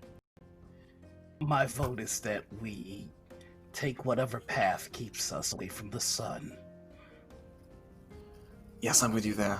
It's a bit dreadfully bright today. Terribly. You head to one of the doors that you would know leads you to a corridor of classrooms and lecturing halls. It is wide enough and normal enough to not immediately raise any suspicions that something dangerous could be lurking. But you are aware that the situation is not exactly normal. And as you open the door, there is something lurking there. Not exactly dangerous, though, unless you piss it off. Is it my You mother? hear... No, Bastien. You hear... the warm air blown out through nostrils of a horse, as right behind the door, Lorenzo, your beloved horse, Rumble, is suddenly appearing in the middle of the bloody school, shaking its Rumble. mane, and then noticing you and trotting up to you. Come here, Little you clip, big, clop, clip, beautiful. clop. He just gives it nose nuzzles. Rumble is quite happy to see you. Rumble has no fucking idea how it got here. Rumble is not inscribed in the school and has been mostly stabled within the college grounds. You are allowed to have him in, of course, in exchange for actually the college using him as well for various coach journeys, messenger horse, and so on and so forth. So the horse looks around. It's a little bit slippery on those marble tiles. It seems confused and happy to see you. Careful, buddy. How did you get out here? Well, Can I venture a guess? yes. Likely to do with why Phoebe briefly had wings, would be my assumption. Well, Phoebe got her wings, and then I got mine. And as you bury Come your on. face in Rumble's, I don't know all these terms in English. Funnily enough, that's my horse girl past catching up with me.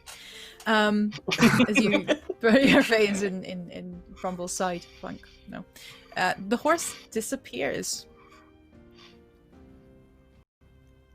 just as Phoebe's wings have. And you look around, and you hear the clip, clop, clip, clop from further down the corridor.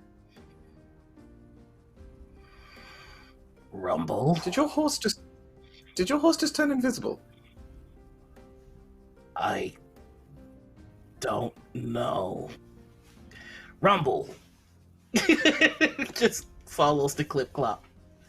You have a really cool horse. Thank you. He's It's a nice horse. Yeah. he's one of my best friends. Serves That's me so well. nice. Bastien does actually look slightly jealous at that, because I'm your best friend. Like Oh. upon seeing like the face change, Lorenzo says, I chose the words one of very specifically. And it keeps walking.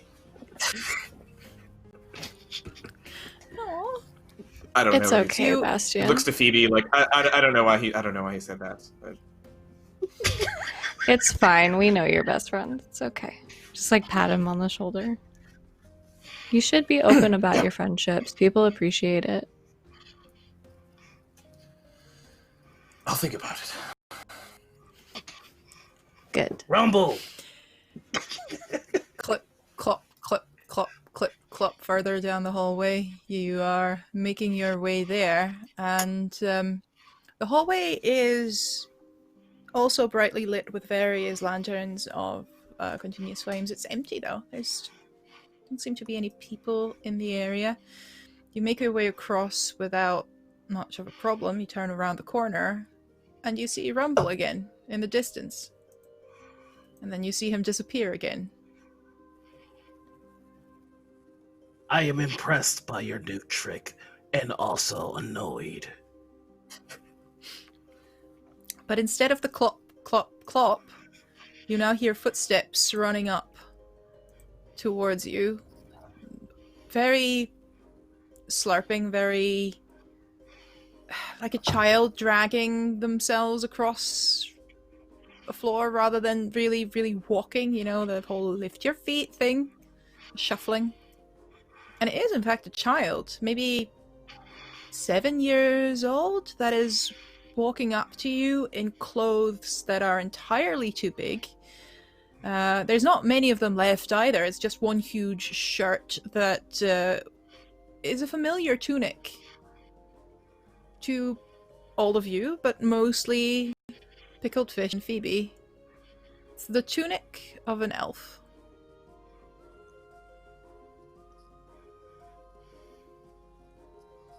Why do they look familiar? It's definitely Elven.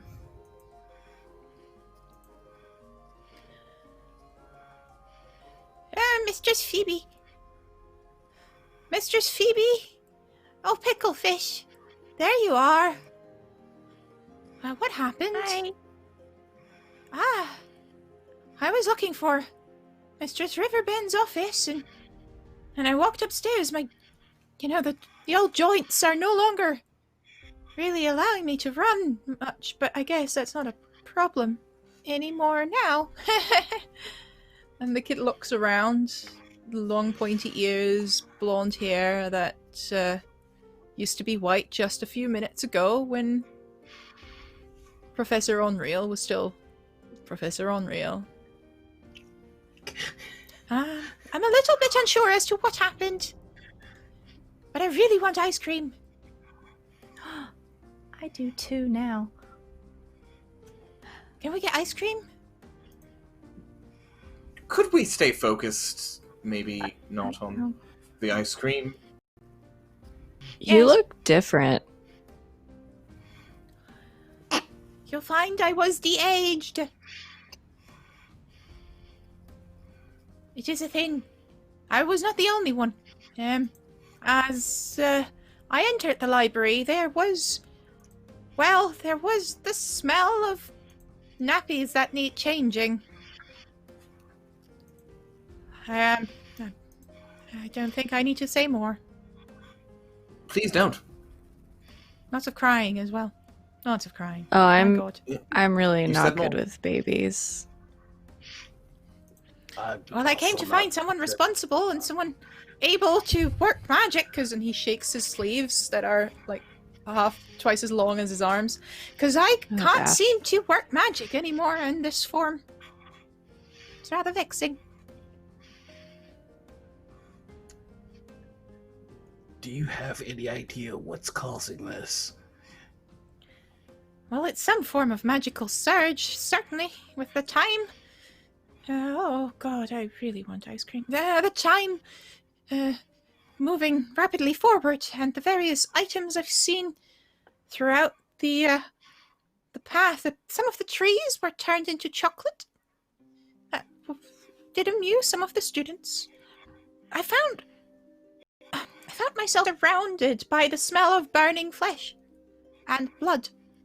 It was rather odd, but it reminded me of a battle many, many moons ago.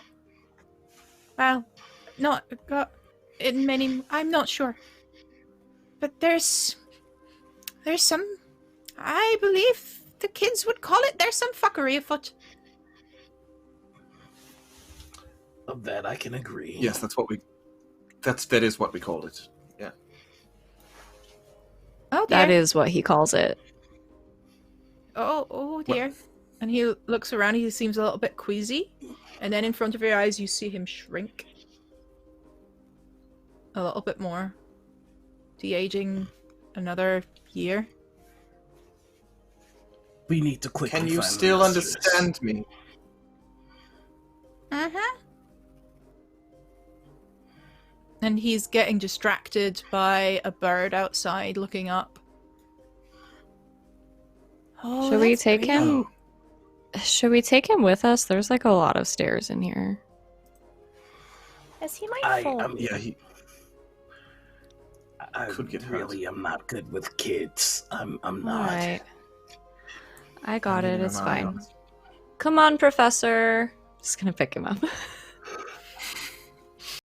And he rests on your hip. And he's like starting to sort of play with your hair a little.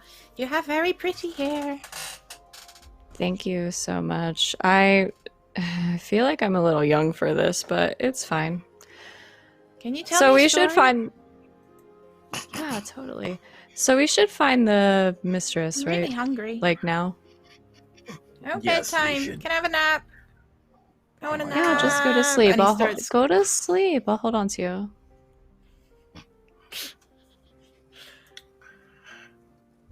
So my horse That leaves. professor is much less scary whenever he's like that.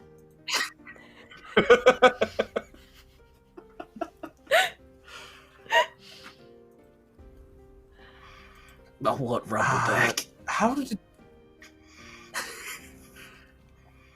I mean, I agree that we should do what we can to help and talk to the mistress. I don't know if necessarily childcare duties fall within the purview of what we need to accomplish. No, I'm going to set him down as soon as I get the opportunity, but like I felt bad. Are you asleep? Okay, I'm just glad we're on this. Glad we're on this. Okay, just shove it. He's Yeah, is it- drooling on your shoulder. He's asleep. Oh. Okay, well, that wasn't so bad. Parenthood is easy. Who knew? Oh. All right. Yeah, this is fine. I don't know All what right. everyone's really You talking about. just see Lorenzo start to head towards where the mistress would be. Like, I need to get this kid away from me. So yeah, I mean, Lorenzo, like I guess wait, now we wait, know what we're getting into. Were you planning to adopt us? No. Let's go see Ottilie. Yeah. I mean, everybody's got to think about their future sometime. Pickle, It's good.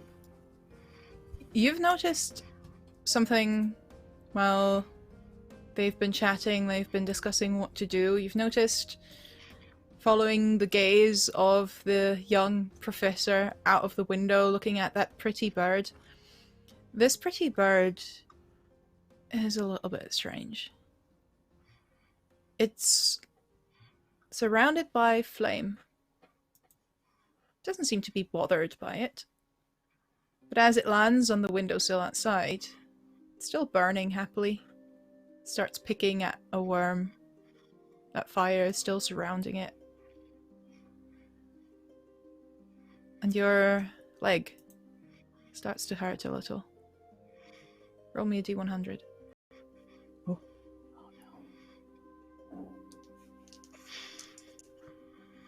26.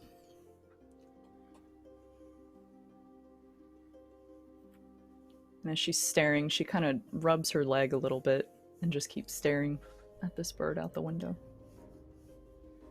And the friends surrounding you are suddenly pushed away as a wall of force appears. You are pushed away. You're not hurt by it.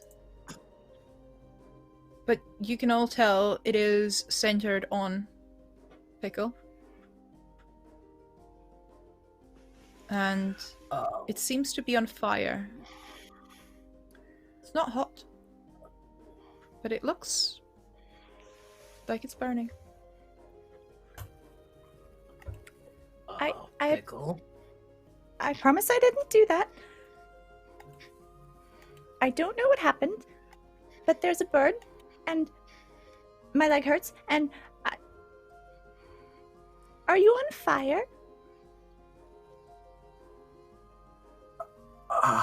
I'm not. I would like to approach you, but also there is fire in the way. Maybe hang tight. Sit still for just a moment, Pickle. We'll see if there's something we can do. Yes. Have you tried making it go away? Like, just think about it. Bastien tries to play along and just, like, puts his hands in front of him and is like, piss off, wall. Yeah, that's good, that's good. Go Hey, we don't want you here. away, And Pickle just wall. scrunches her face up. I'm Your going to try and presence walk is through the wall. not required. Oh, Christ. And that's why we Okay, have Lorenzo around. You're trying to punch the wall? What happened? I'm trying to walk through the wall. You walk into the wall. Honk. Okay. The fire doesn't harm you, Okay. but you do. Your nose is a little bumped.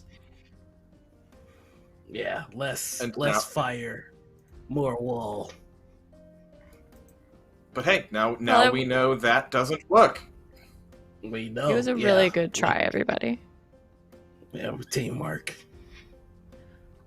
Rumble appears within the wall next to Pickle. Oh, hey. You Rumble? Rumble. Hello, Rumble. He's nice. Looks, I swear. sniffs She you kinda like- up and down. Breathes heavy Strokes breath the into your face and seems to be quite content as you start giving it scritchies on the nose. All the lips go,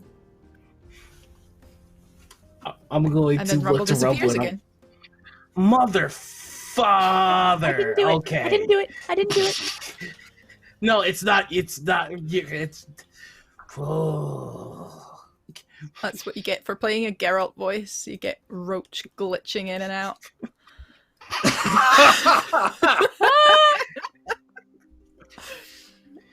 So, I mean, Fuck. should we try to hit it? Or do you think it'll go away? I, like, don't want Pickle to be in there, though. Like, that's bad. Yeah, I don't want to leave. I would prefer to Pickle not be in here either. either. So, And I also don't want to harm my homeboy's horse. That would be unfortunate. I do like that horse. He's really a good horse. He seems like But it. He has a good energy. You know, he found me at a dark time in my life, and it's one of the main forces that got me where I am. I am going to take an axe, and I'm going to lightly drag it across this force wall, seeing if that does something. It gives the most goosebump raising as you drag it across. It's unpleasant. Everything about that was unpleasant.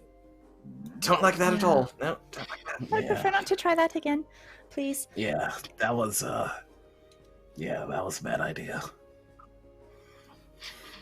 Pickle, from within Um, this hemisphere, you see a spider web pattern starting to get painted almost across that dome, starting from the very center. A very familiar spider web pattern, similar to the one you have on your leg.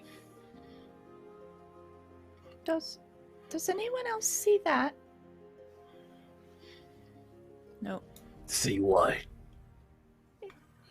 What are you talking about, Pickle? It looks like my leg, but it's in the air.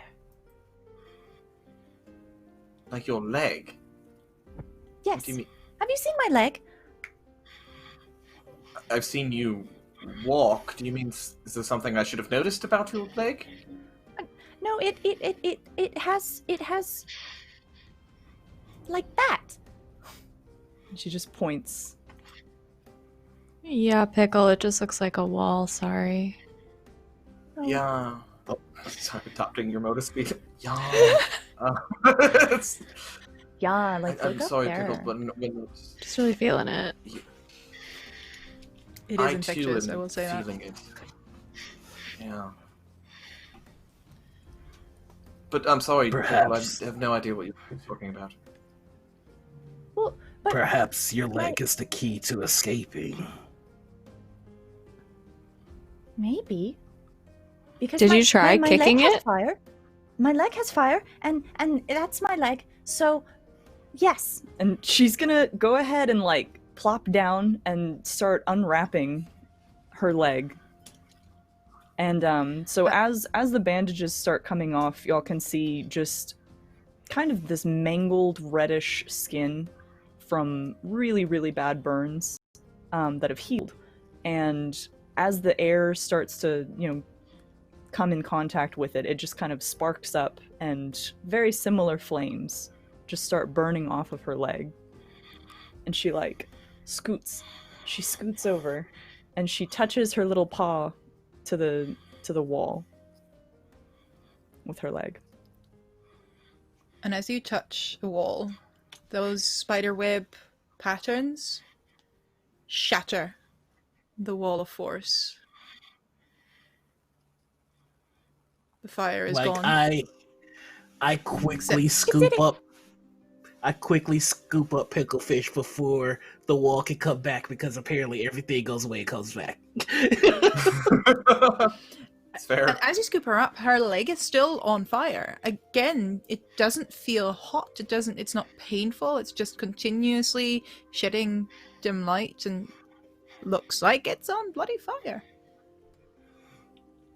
You okay? Yes. That's my leg. And she, Yeah, it as looks she like it's kind on of wiggles fire. a little bit, and she starts trying to get the Yeah. bandages wrapped back up again. It is on fire. You've never mentioned that before, Pickle. Does that hurt at all? The day that it happened hurt very badly, but it's fine now. You shouldn't Okay. hide your light under a bushel.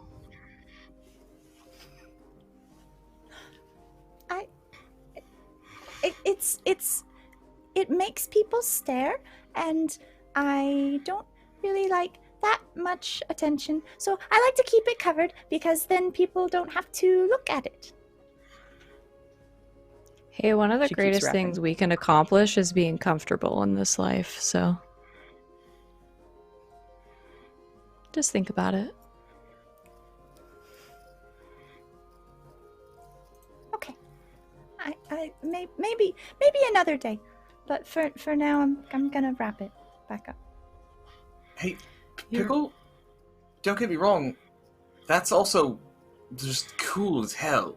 That's just really cool that you have a permanently burning leg. I have no idea what it is or how that happened, but that is some dope shit. So don't be ashamed. I Thank agree. you. Oh, yes. I don't quite know what happened either. Actually, it's kind of like what's happening now. It just happened, and I don't know why. That's just life, isn't it? Things just happen and we don't know why. Think about it. Yes. Am I getting good at this? How was that, Phoebe? Am I doing better? That was very good. Yes, I'm thinking about it. All right, mission accomplished. Yeah. It's like I'm pulls out a good. notebook and like writes that one down. First. I'm gonna go find the mistress. He keeps walking. Are Are you still Lorenzo holding Pickle? walks off.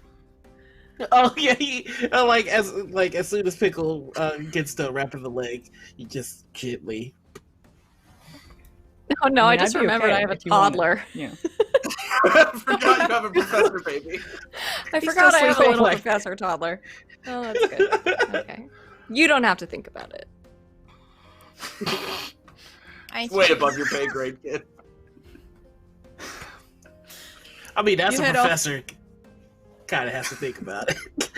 Down the corridor, which is surrounding one of the private little courtyards with the birds still fluttering about. Everything outside seems to be perfectly normal. The lack of students is a little bit disquieting. You're not quite sure why they're not here. They should be, in fact, and maybe some of the teachers got them to the safe vaults underground. The alternative is not something you want to necessarily think about. You walk past the administrator's office, Radovic Strick. You walk past a kind of teacher area. You would know that there's a whole wing of the Collegium that is off limits for apprentices, and you do see something. A writhing mass just next to a door, trying to get through that door that is the path you have to take to the library. But it can't fit through, because at the moment this writhing mass has almost elephant-like physique. But is also that my mother? also long blonde hair, and a crow's foot, and she seems to be changing form constantly. Those of you with transformation experience, this would be the form of polymorph that seems to be eternal. Think of all the worst Animorphs book covers that you've ever seen, and it's that continuously. You hear sobbing from that creature as they try and get through the door. Come on, please, just let me through. Let me through, please. Oh, God. And they move back and try and fall back, and it's not pretty. You hate to see Oh, you it. can't do it for longer than 2 hours or you get stuck.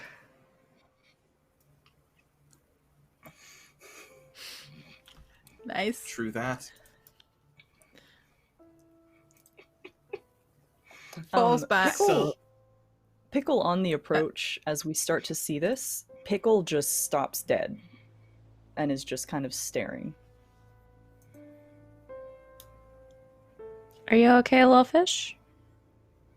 I don't like that. I don't like that at all. I do not like that. No. And she, like, backing towards a wall, just trying to hug against the wall, be flat, just nope.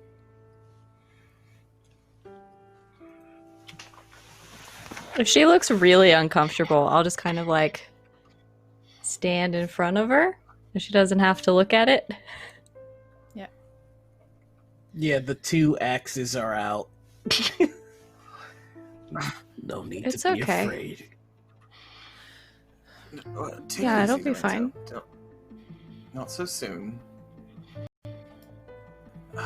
The creature turns around, notices you're standing there, as it just falls over as both legs morph into one and can't keep its balance, just falls over. You see a face appear briefly that seems first dwarven, then elven, then human. All sorts of hair colors, hairstyles, then back into a bird beak.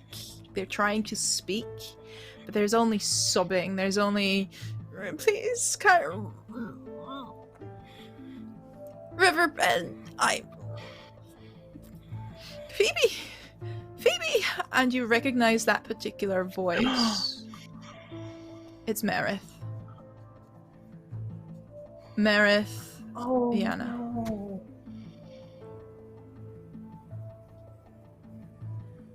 Oh, Marith, is that you?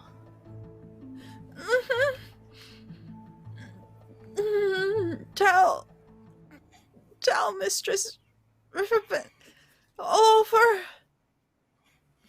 the school, all over the school.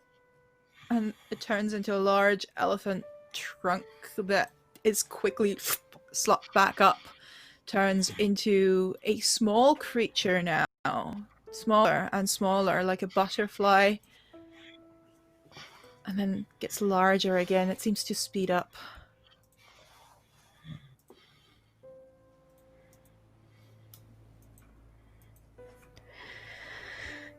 Please don't hurt it. I'll put the axes away. No.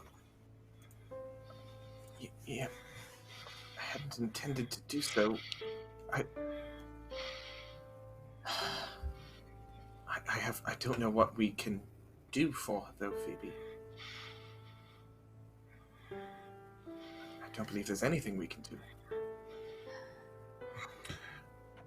Yeah. We can find them, mistress. That is all that we can do.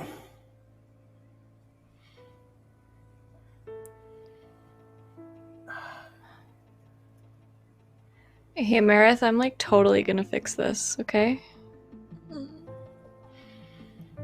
There's something resembling a nod coming from them. Bastien, roll me a d100.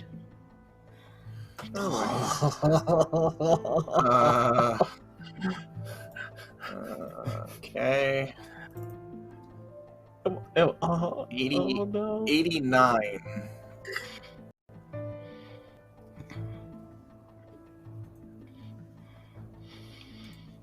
You're not sure who thought about it. Maybe it was what the professor was wondering or was wanting earlier on. Maybe it's what the little kid on Phoebe's shoulder is now dreaming about. But there is a table appearing. A feast, mostly made from various ice creams and ice desserts. Just next to you. Solid table with a lot of delicious looking food on it.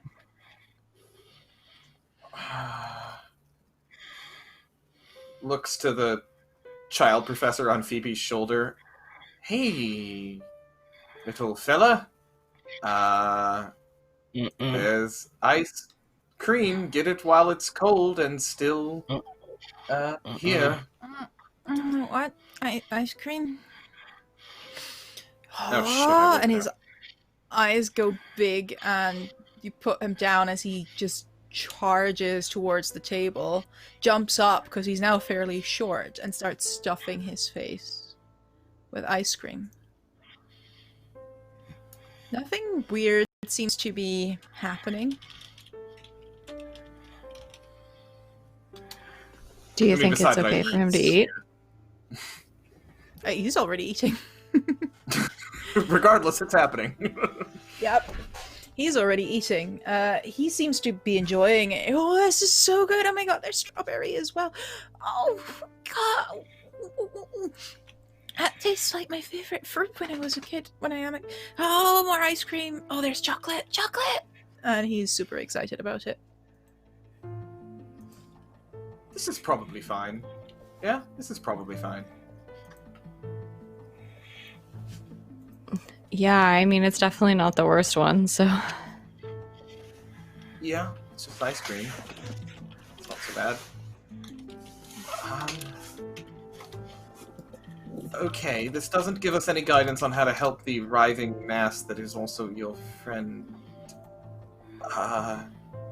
And probably one of your professors. I think Lorenzo is right. I think we have to find the mistress. Let's just... I don't see us doing anything about it. Then let's continue forward. Yeah, let's keep walking. Alright there, little fella, that's enough ice cream. We're all done now. Wrapping up. Gotta get going. You manage to get the kid somewhat now pacified by tons of ice cream. Brain freeze is wrecking him hard, but Oh, God. you manage to All get we him did was away get once the he's kitty had his sugar fill. rush. And he gets super excited from the sugar, running ahead, running around, and desperately, you're trying to catch him back and you're trying to get him to calm down, but the kid is off. Kid is I'm just glad I don't have to running and carry jumping him around. anymore. Like, kids are heavy. This isn't entirely a unfortunate place to leave the child. We have Meryl who can watch him and enough ice cream to placate him until we return.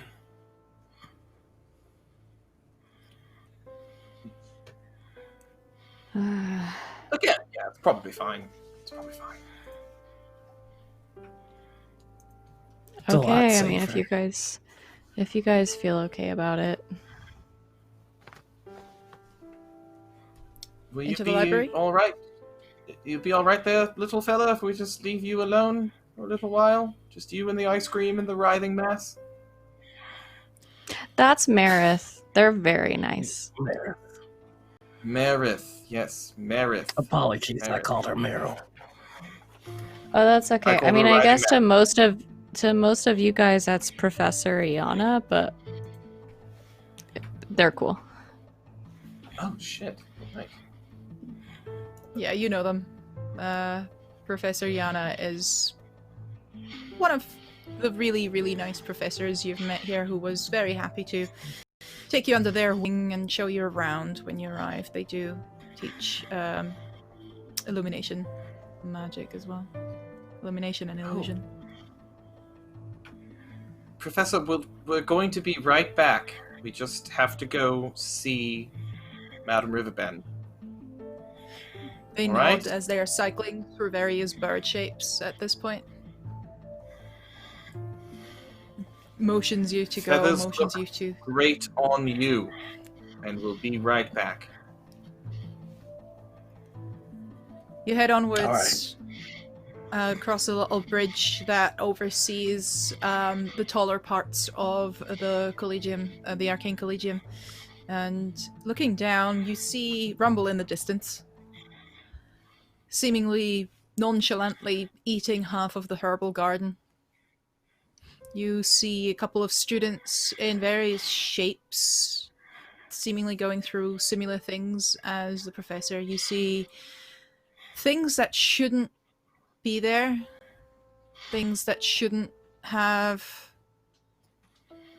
happened, from fires to icicles hanging from parts of buildings that you're not quite sure what happened there, but you don't have the time. And you move on into a library that is filled with the smell, well, of children and unchanged nappies, where your comrades that you have left to fend for themselves with the books and your not so friendly friend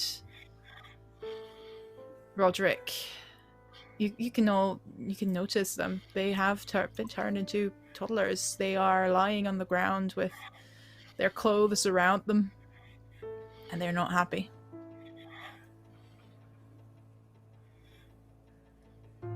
I'm not going to do toddler screaming, don't worry, but yeah. Dodge that bullet. Lorenzo, roll me Yes. Do I have to? D100. Yes, you do. Okay.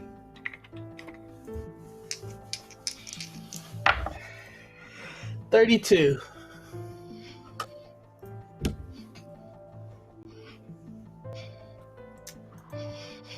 And that screeching, that shouting of children, of number.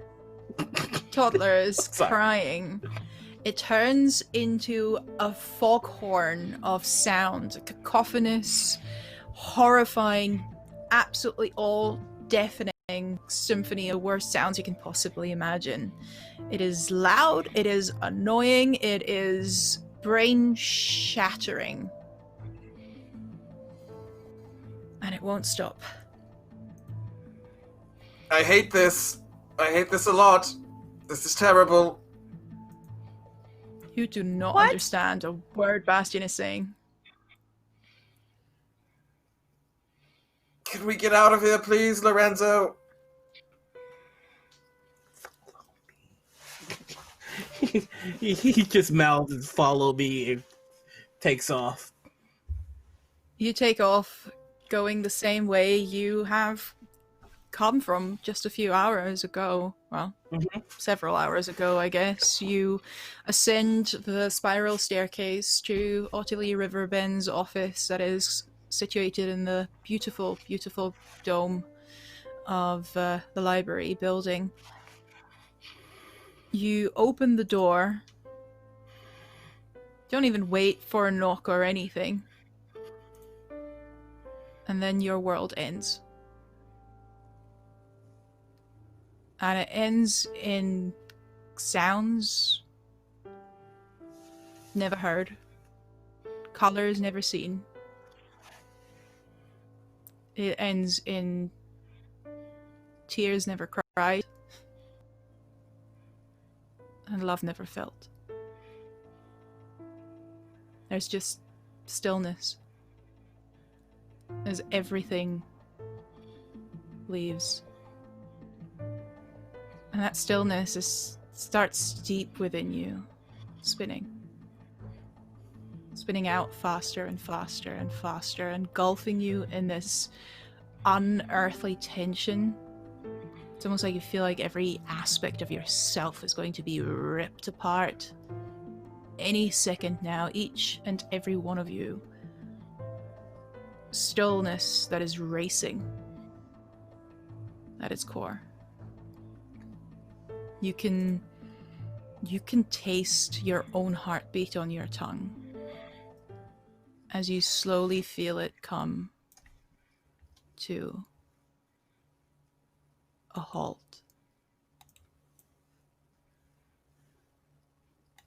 Bastien, the darkness is powerful, familiar, but it's not eternal. As you look up, looking for your friends, looking for anything you recognize, and you see a light. A little needle prick coming slowly closer, swaying. A person emerging from the dark, holding a simple black iron-forged lantern.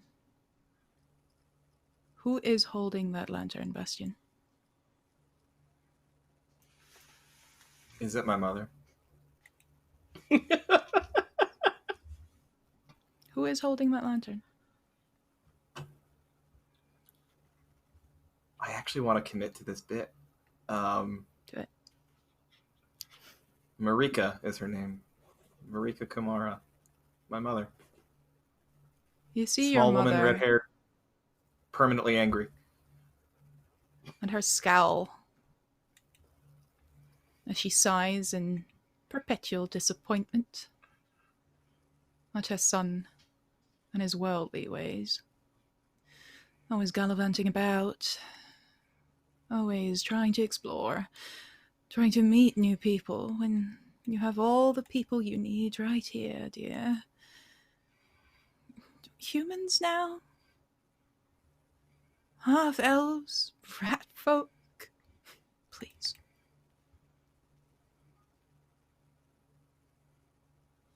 You forgot the Dampier. Well, I can respect the Dampiers. At least they have ambition.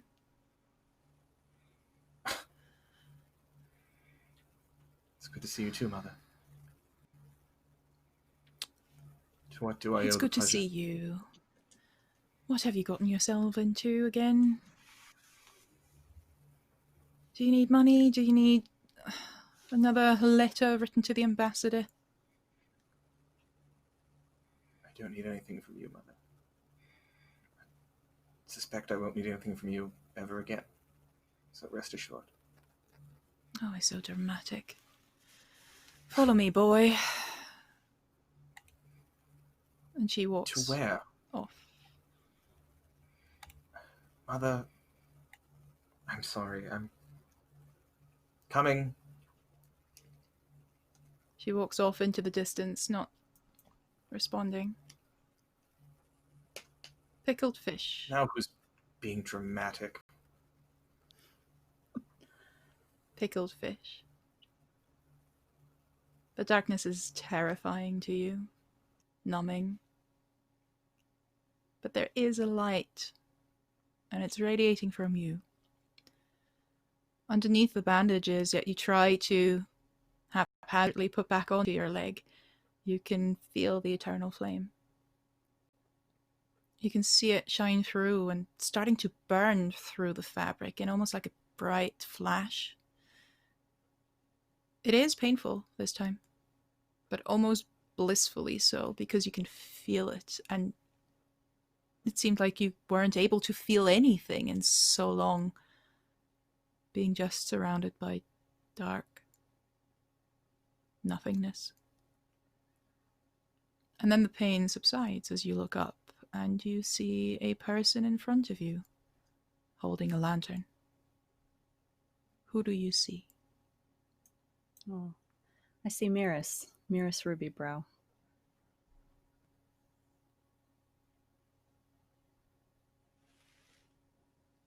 Hello, young Rilu. Miris, it's been so long. Why, did you get my last letter? I did.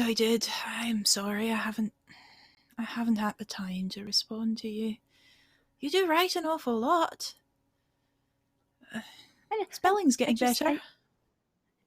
I thought you'd like to see that I've been practicing, so I tried to write you more frequently. That's very sweet. What happened at that place?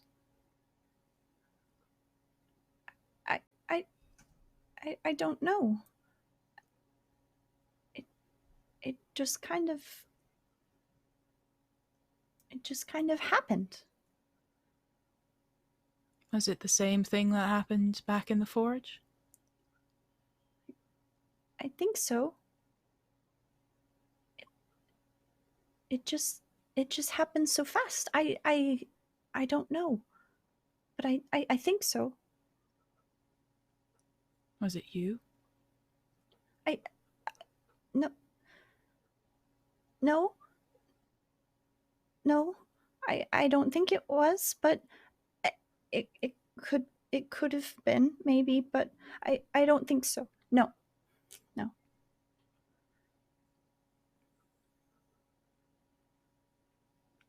We can find out. Come. Okay. And she walks away, and you follow. Lorenzo, your darkness is hungry. A beast stalking its prey. And for a moment you're not quite sure on which side you fall, predator or prey. Your blood is boiling. And then a flash of lightning shatters your every thought. It is gone as quickly as it came. But your eyes still hurt, red mist dancing in your vision, that metallic taste on your tongue. And where the bolt hit, there stands a person holding a lantern. Who is it? That would be Lord Belarus.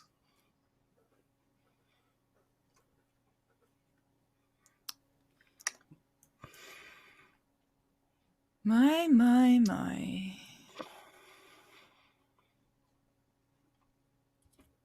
The pup yet lives.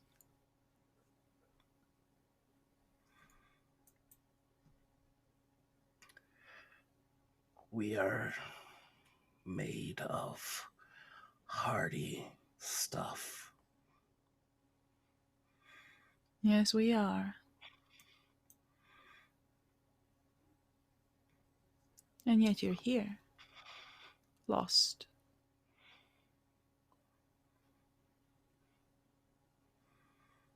So very lost.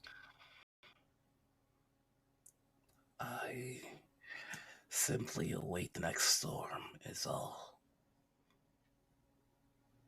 My lord. I can show you that storm. It may be your death.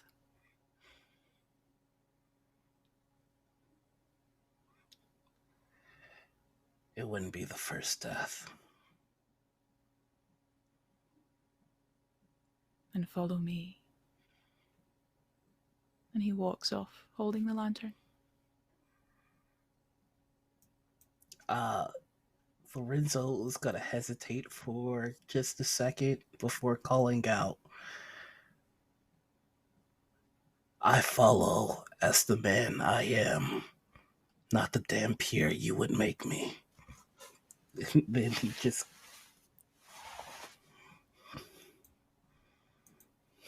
No reaction from Lord Belarus.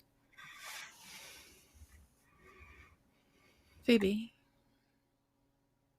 the darkness is unsettling because it's vast like the night sky, but there are no stars, and there is no moon. And you frantically look for it. You know there is always a moon to guide you. There is always its light. It's been there for you ever since you could form a coherent thought. You run around, you look around, you search. And then you feel the cold touch on your shoulder that sends your nerves racing after what feels like an eternity alone, looking, running, searching in the dark. You turn around, and there's a person holding a lantern. Who do you see?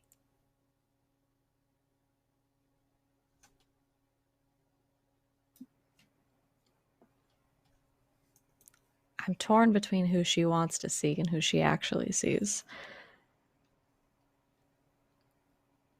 I think she sees Amara.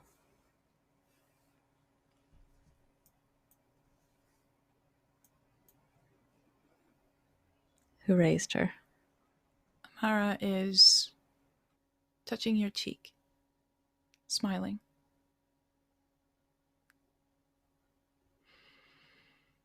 I can't leave you alone. Getting yourself in trouble again, love? Sorry. It's all right. I'm here.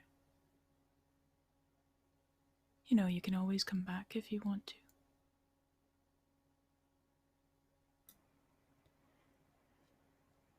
Yeah, trust me, I want to.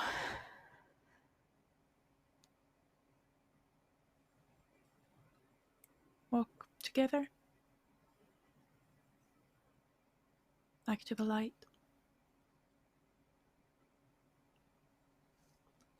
Always.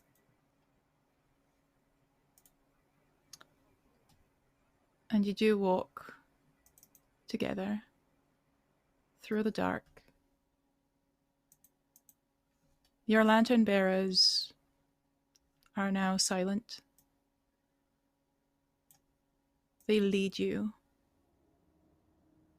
But there's an uneasy sensation weighing heavy on your hearts, as the darkness doesn't seem to be ending for such a long time, until you see lights appear. 3 other lights you're walking towards. You're walking towards each other. Your lantern bearers now stand as one, within each other, for people that none of you recognize, except for, of course, the one that led you. They place their lanterns onto the ground, into each other, until there is only one, and no bearers, but 4 lost souls looking at the flickering light in front of them. It glows in various colors of magic, and some of these colors you know better than others. There's the very deep, saturated purple of the pure arcane, wild, metallic glisten of dragon magic, angelical gold and silver, and fiery reds and yellow of innate sorcery, soft greens and blues of elven and druidic magic, and the rainbow of a magical bard song. Intricate sparks of clockwork, it's all there, but it's growing smaller and smaller and smaller. And then there's darkness. And we have reached the end of the first episode of Lessons in Deep Magic. No! I want more! Another! What a cliffhanger! I love it.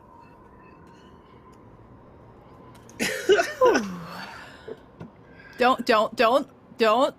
Colin, leave that dulcimer alone. It has done nothing to you. I figured let's go super fucking tense before you guys bring the horny and the silly, because that will definitely happen throughout that season. So I'm just gonna throw that in while I still can. How are you feeling? Phoebe? Savvy? Just like so chill. God damn it! I mean, if you think about it, we really all are just dust in the wind. Oh my god. And sometimes that wind is in darkness.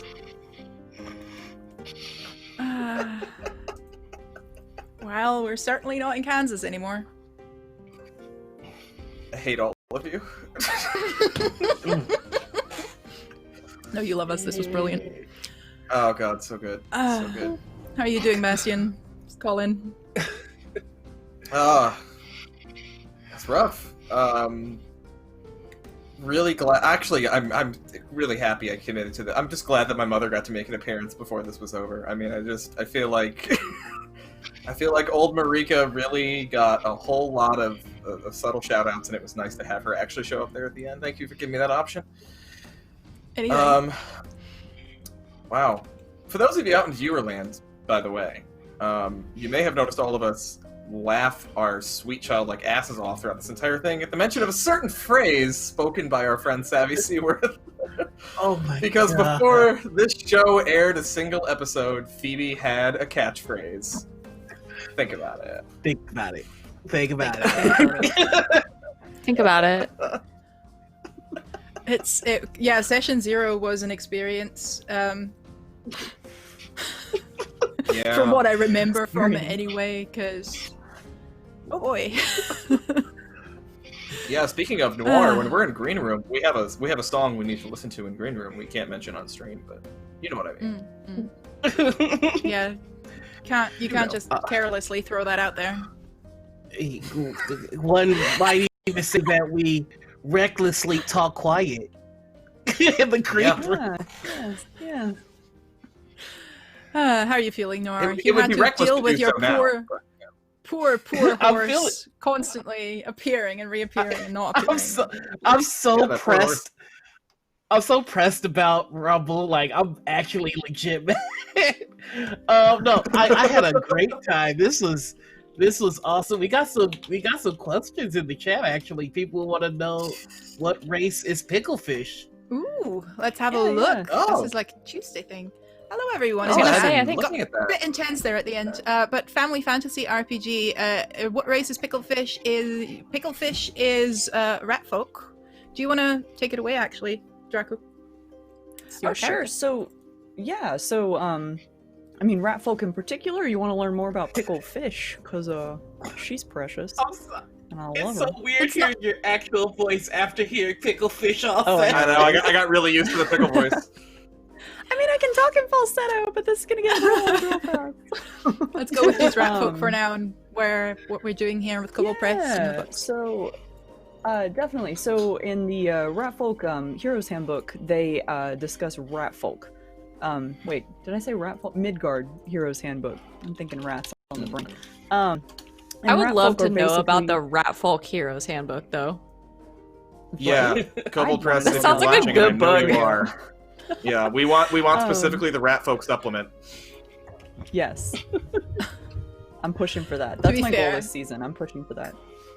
Kobold Press is putting out so much they might already have it. I'm putting a link in store to the store in chat for anyone who's interested. But what we're doing here is this is Kobold Press's Twitch channel, and they create beautiful 5e supplements for D&D. They have these great books here, monster books, monster tomes that are big and all-encompassing. There's 2 of them just now. Tome of Beasts, the second one is in the making. They have Deep Magic. Lessons in Deep Magic is the campaign. The book itself is called Deep Magic, that we are basing our characters, our subclasses on here, because, yeah, it just gives you all the fun magic stuff to play with. And these lovely, lovely folks have also gone super hard on making sure that the races they play, everything they do, the backgrounds and so on and so forth, is from the Kobold Press stuff. So the backgrounds are customized in that regard. Dampiers, for example, and Shadow Fae are Kobold Press races as well. So have a look at their stuff. Lots and lots of things you can also find for free on their various journal entries and blog posts. It's really interesting, and there's a lot of it. How are you feeling though, Drax? How are you dealing with poor Pickled Fish? I love it. No, getting that's wrung out today in the first. Oh, I know, right? No, I'm having so much fun. This is great. I love the pacing that we're having. I love that we had some good ups. We had some good drama. So yeah, I'm really excited to see where this goes, because this has been super, super fun, and it was just session 1, so sweet. A little potpourri of emotions, I feel, because this group, you guys, this group is the harmony. God, this is going to sound like a fucking Glee episode, but the just playing together immediately that we had in session 0 was so fucking promising, to the point where it's a lot of pressure as a GM to not live up to that. And I figured we are going to grow together, bond together so fucking quickly that I'm just gonna throw you into some horrible mental turmoil in the first step to see what will happen. If you were expecting Hogwarts, if you were expecting happy student stories, sols, there will be time for that, but it will come at a price. And I hope that's okay. We're gonna think with about each and it. every one of you guys. I fucking hate these apps. Oh my god. I've been using that sentence in every game, in real life, to bloody cashiers at Tesco's. It's ridiculous. My work here is done. Thank you. Spread the good word. That sentence has popped up all over. I just can't wait for Lorenzo to say it for the first time. I am going I know to- it's coming. I'm gonna actually lose it. And yeah, Valdrianth Animorphs has definitely been incredibly formative for me. So that sweet, there's never a victory without lots and lots of pain. That's what you're gonna get. Fair warning. But at this point, we're going to say goodbye. Although you sweet people in chat, those who aren't already in our Encounter Roleplay Discord, should definitely check that out, because that's where you can find all of us working closely together with Kobold Press. I'm going to throw a little invite link into chat. Well, let's go, Savvy, Pickle, Colin, Noir for our sign-offs. Let us know where we can find you, what other projects people can find you in, and what your favorite scene was, because I want to hear that. Absolutely. Who goes first? I am. Okay. Me, I do. Cool. Think about it. Jeez. God damn it. I am Savvy at Savvy Seaworth on Twitter, the only other place I exist on the internet. Occasionally on Instagram. It's just me posting pics of me cosplaying my characters, so I guess go there if you're interested. When I'm not here, I am usually on twitch.tv/game nights. That's game with 2 G's and nights with a K. We play D&D and Monster. I run Monster of the Week on that channel, and also play in the Sprawl cyberpunk game, which is really fun. So, but my schedule's pinned to my Twitter. You can check us out there. And when I'm not here or there on Friday afternoons, I'm on Encounter Roleplay, running Apocalypse World. And Lydia is there, and it's really spooky Mad Max at this point, I think, is what we've landed on. But who knows? It could be different next week. So yeah, check me out on all those. I stream every day but Wednesday. Do the thing. So yeah, that's me. Draku, what about you? Yeah, so I'm Draku. You can find me on Twitter at Draku. I also stream here on Twitch, but somebody took my username before I could nab it, so add a 3690 at the end, and that's me. I'm a variety streamer, so you can usually catch me playing different video games. So this is my first streamed tabletop in a long time, so this is fun and exciting. So you can catch me there, and yeah, that's about all I got.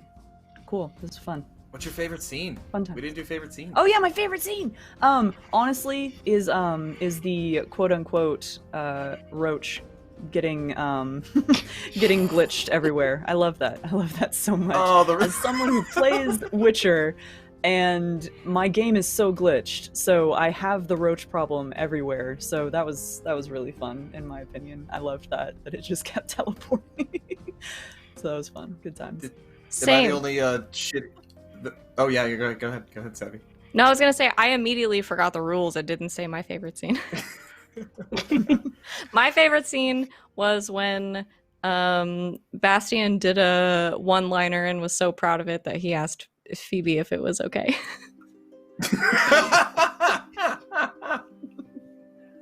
That made me so happy. I snuck a think about it in. I was pretty happy with that one. That was really good. I loved it. I loved it so much. Am I the only one with Noir. Roach in Witcher? Do you ever get to the river you can't cross and you just swim across it and then whistle on the other side and he just appears and you just don't question it at all? I've done that so many times. Yeah. I usually just do use you wanna them go to to- jump off mountains. Because if you do it Yeah. with Roach, it's, yeah. Nor, how are you doing? Where can we find you? Did you enjoy yourself? I had a blast. This was a good time. I love this game. You can find me on Twitter and on Twitch as the Noir Enigma, and you can find me on SoundCloud and Instagram as Noir Enigma. I'm working on getting it all changed with the but the breaks. As for projects, so I have Dr. RPG on Mondays on Encounter Roleplay.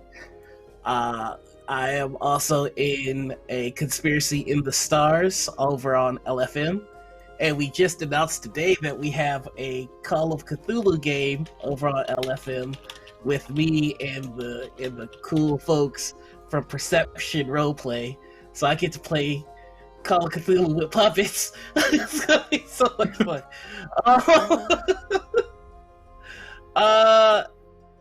Yeah, and my favorite moment of the game, I just really like the chemistry. Like, I know that's a cop out, but we feel like high school friends that all went to the same college. Like we're not in the same cliques in college, but we know each other well enough to be like, hey, what's up? You know, I don't know. But I just love the bond there. Yeah, I think that is a really good way to describe it. And Colin, how you doing? Great. So good. So with Noir on the chemistry thing, man, what some of y'all, you know, out in audience world might not know is that, like, none of us have ever played in a campaign together before, ever. I've played with Noir once in a one-shot. I've played with Drac, maybe 3 times now in a one-shot? Drac? I'm losing track of these, I don't really know. Just one-shots on my server. I've never played with Savvy before. And I've played with Lydia too many times, but it's never in a full campaign, though. Lydia and I have never done a campaign together. And in fact, you've only been my GM, like, one other time. So this is actually all extremely new. And that's why it was so, like, from session 0, it's just so incredible. Like, the chemistry of this group is just kick-ass. They're so good together. Love it. I'll do my... Oh, okay, well, I guess the housekeeping crap. Hi, Colonomicon on Twitter, Discord, and Twitch. My Twitch nominally exists, but don't go looking for it because there's nothing for you to see. I'm working on it. I got free time now. I'm gonna do something on my Twitch and stream something. I just don't know what. It's in the production. But you can find me on Twitter as Colonomicon and Discord. Happy, and you definitely should be joining the Encounter Roleplay Discord where all of us hang out. And we would all be happy to chat with you about our weird little show tonight. Of which my favorite scene was pretty much every scene in which Lorenzo talked, because you absolutely crushed me. Because we had session 0, folks. We had session 0. I knew that, okay, my best friend is a vampire. Excuse me, that's offensive. My best friend is a Dampier. In this game. I know, I'm working on it. He's checking himself. I knew that was going to be a plot. As far as the character of Lorenzo goes, I mean, we discussed a bit of it, but I didn't know the voice. I just was not expecting the voice or the deadpan so hard, and you just absolutely broke me, and I was not mentally prepared for it at all. Now I'm gonna have to, like, brace myself next time. But between Lorenzo's deadpan and Phoebe's cheerful deadpan, I was dead. I was so not ready for that. Y'all just crushed me. I think specifically Noir's opening scene cracked me up, just explaining about breaking people's jaws with the most deadpan expression. Just, gave me the vapors. Oh, you're killing me, Lorenzo. Oh, God. What a party. And honestly, also, speaking of voices, I kind of knew Savvy's because of the, we talked about the Think About It before. Like, that was sort of already established. But, hearing my dear friend Dracu whip out that falsetto for Pickled Fish. Oh my God, it was so adorable. I just wanted to hug myself. Oh, it's so good. I'm glad y'all like So it. good. The literal cutest. I knew Lorenzo was gonna be friends with Pickle, but, like, as soon as I heard that voice, I was just like, I will die for her. Yay! Yeah, I think No we all sacrifice is too would. great. We are so cute. We are. That's we the really thing. are. Just so We are just cute. so cute. Yeah. You're all... So yeah, that's me. That's me, and I love all of you so much. You're all gonna be the death of me, and it's gonna be great. Yeah. I partly knew what to expect from your backstories, and that there was going to be a lot more intricate and potential for, seriousness. But yeah, Noir, that voice, that when you have that GM brain that tells you, oh God, we're gonna have a problem here. Because it's just, we talked about this ages ago where you're like, oh, I'm always the comedy effect, the comic relief sort of character. This is my go-to thing. And suddenly you whip out this hard-ass deadpan. Just, I'm here for it. Fucking Geralt it's of hard 'cause I Rivia smile turned all up the to time. 11 I know. voice. Like, this Can't character not literally handle it. is Geralt and Maximilian from Vampire Brooklyn. That was the concept. I was just like, put those two together, and then we will see what happens. They brought the sexy. They Something did. about I don't know what it is, but the longer you talk, I'm just so thirsty. What are we gonna do for like the season finale? This was the premiere. We went hard, yo. You call this hard? We'll show you hard. Don't you worry. Oh. Will the horny man please shut up? Yes. And that's why I drink. Do you guys ever think about how they just like let us be on the internet? They can't stop try us. not Thanks, to. Kobold Press. Yeah. Thank you. Kobold Press is just like, shut it down. Shut it down. No, love you so much. But I'm having a blast and I'm looking forward to next week, and I hope so is everyone else. We will be here again every Monday for the next 16 weeks at 8 p.m. EDT, and we'll figure out together what these fuckers are gonna get up to. You can find me here tomorrow as well, because I'm doing a GM advice show. Not entirely sure why someone put me in charge of that, but here we are, talking about romance and love interests. Interesting. Yes, I know. That is Apropos of a topic nothing. carefully chosen after this premiere. And you can find me as Half Hours Hermit on Twitter and most socials, and mostly in Encounter Roleplay because that's where I live. With Savvy as my GM on Fridays, and Behind the Scenes with Noir on Dr. RPG, which is coming up on the 31st of August. And it's basically a little chat show where you can have your characters call in or write in for advice. Fair warning, the advice is usually arson or murder or throw them into the sea, but it's worked out so far. And if you want to do that, you will get your call on air and Dr. RPG Noir responding. Again, check the Discord of Encounter Roleplay for that. We also have Encounter Con coming up that weekend, 29th and 30th, with lots of streamed games and non-streamed games that you can still join. Application ends on Wednesday.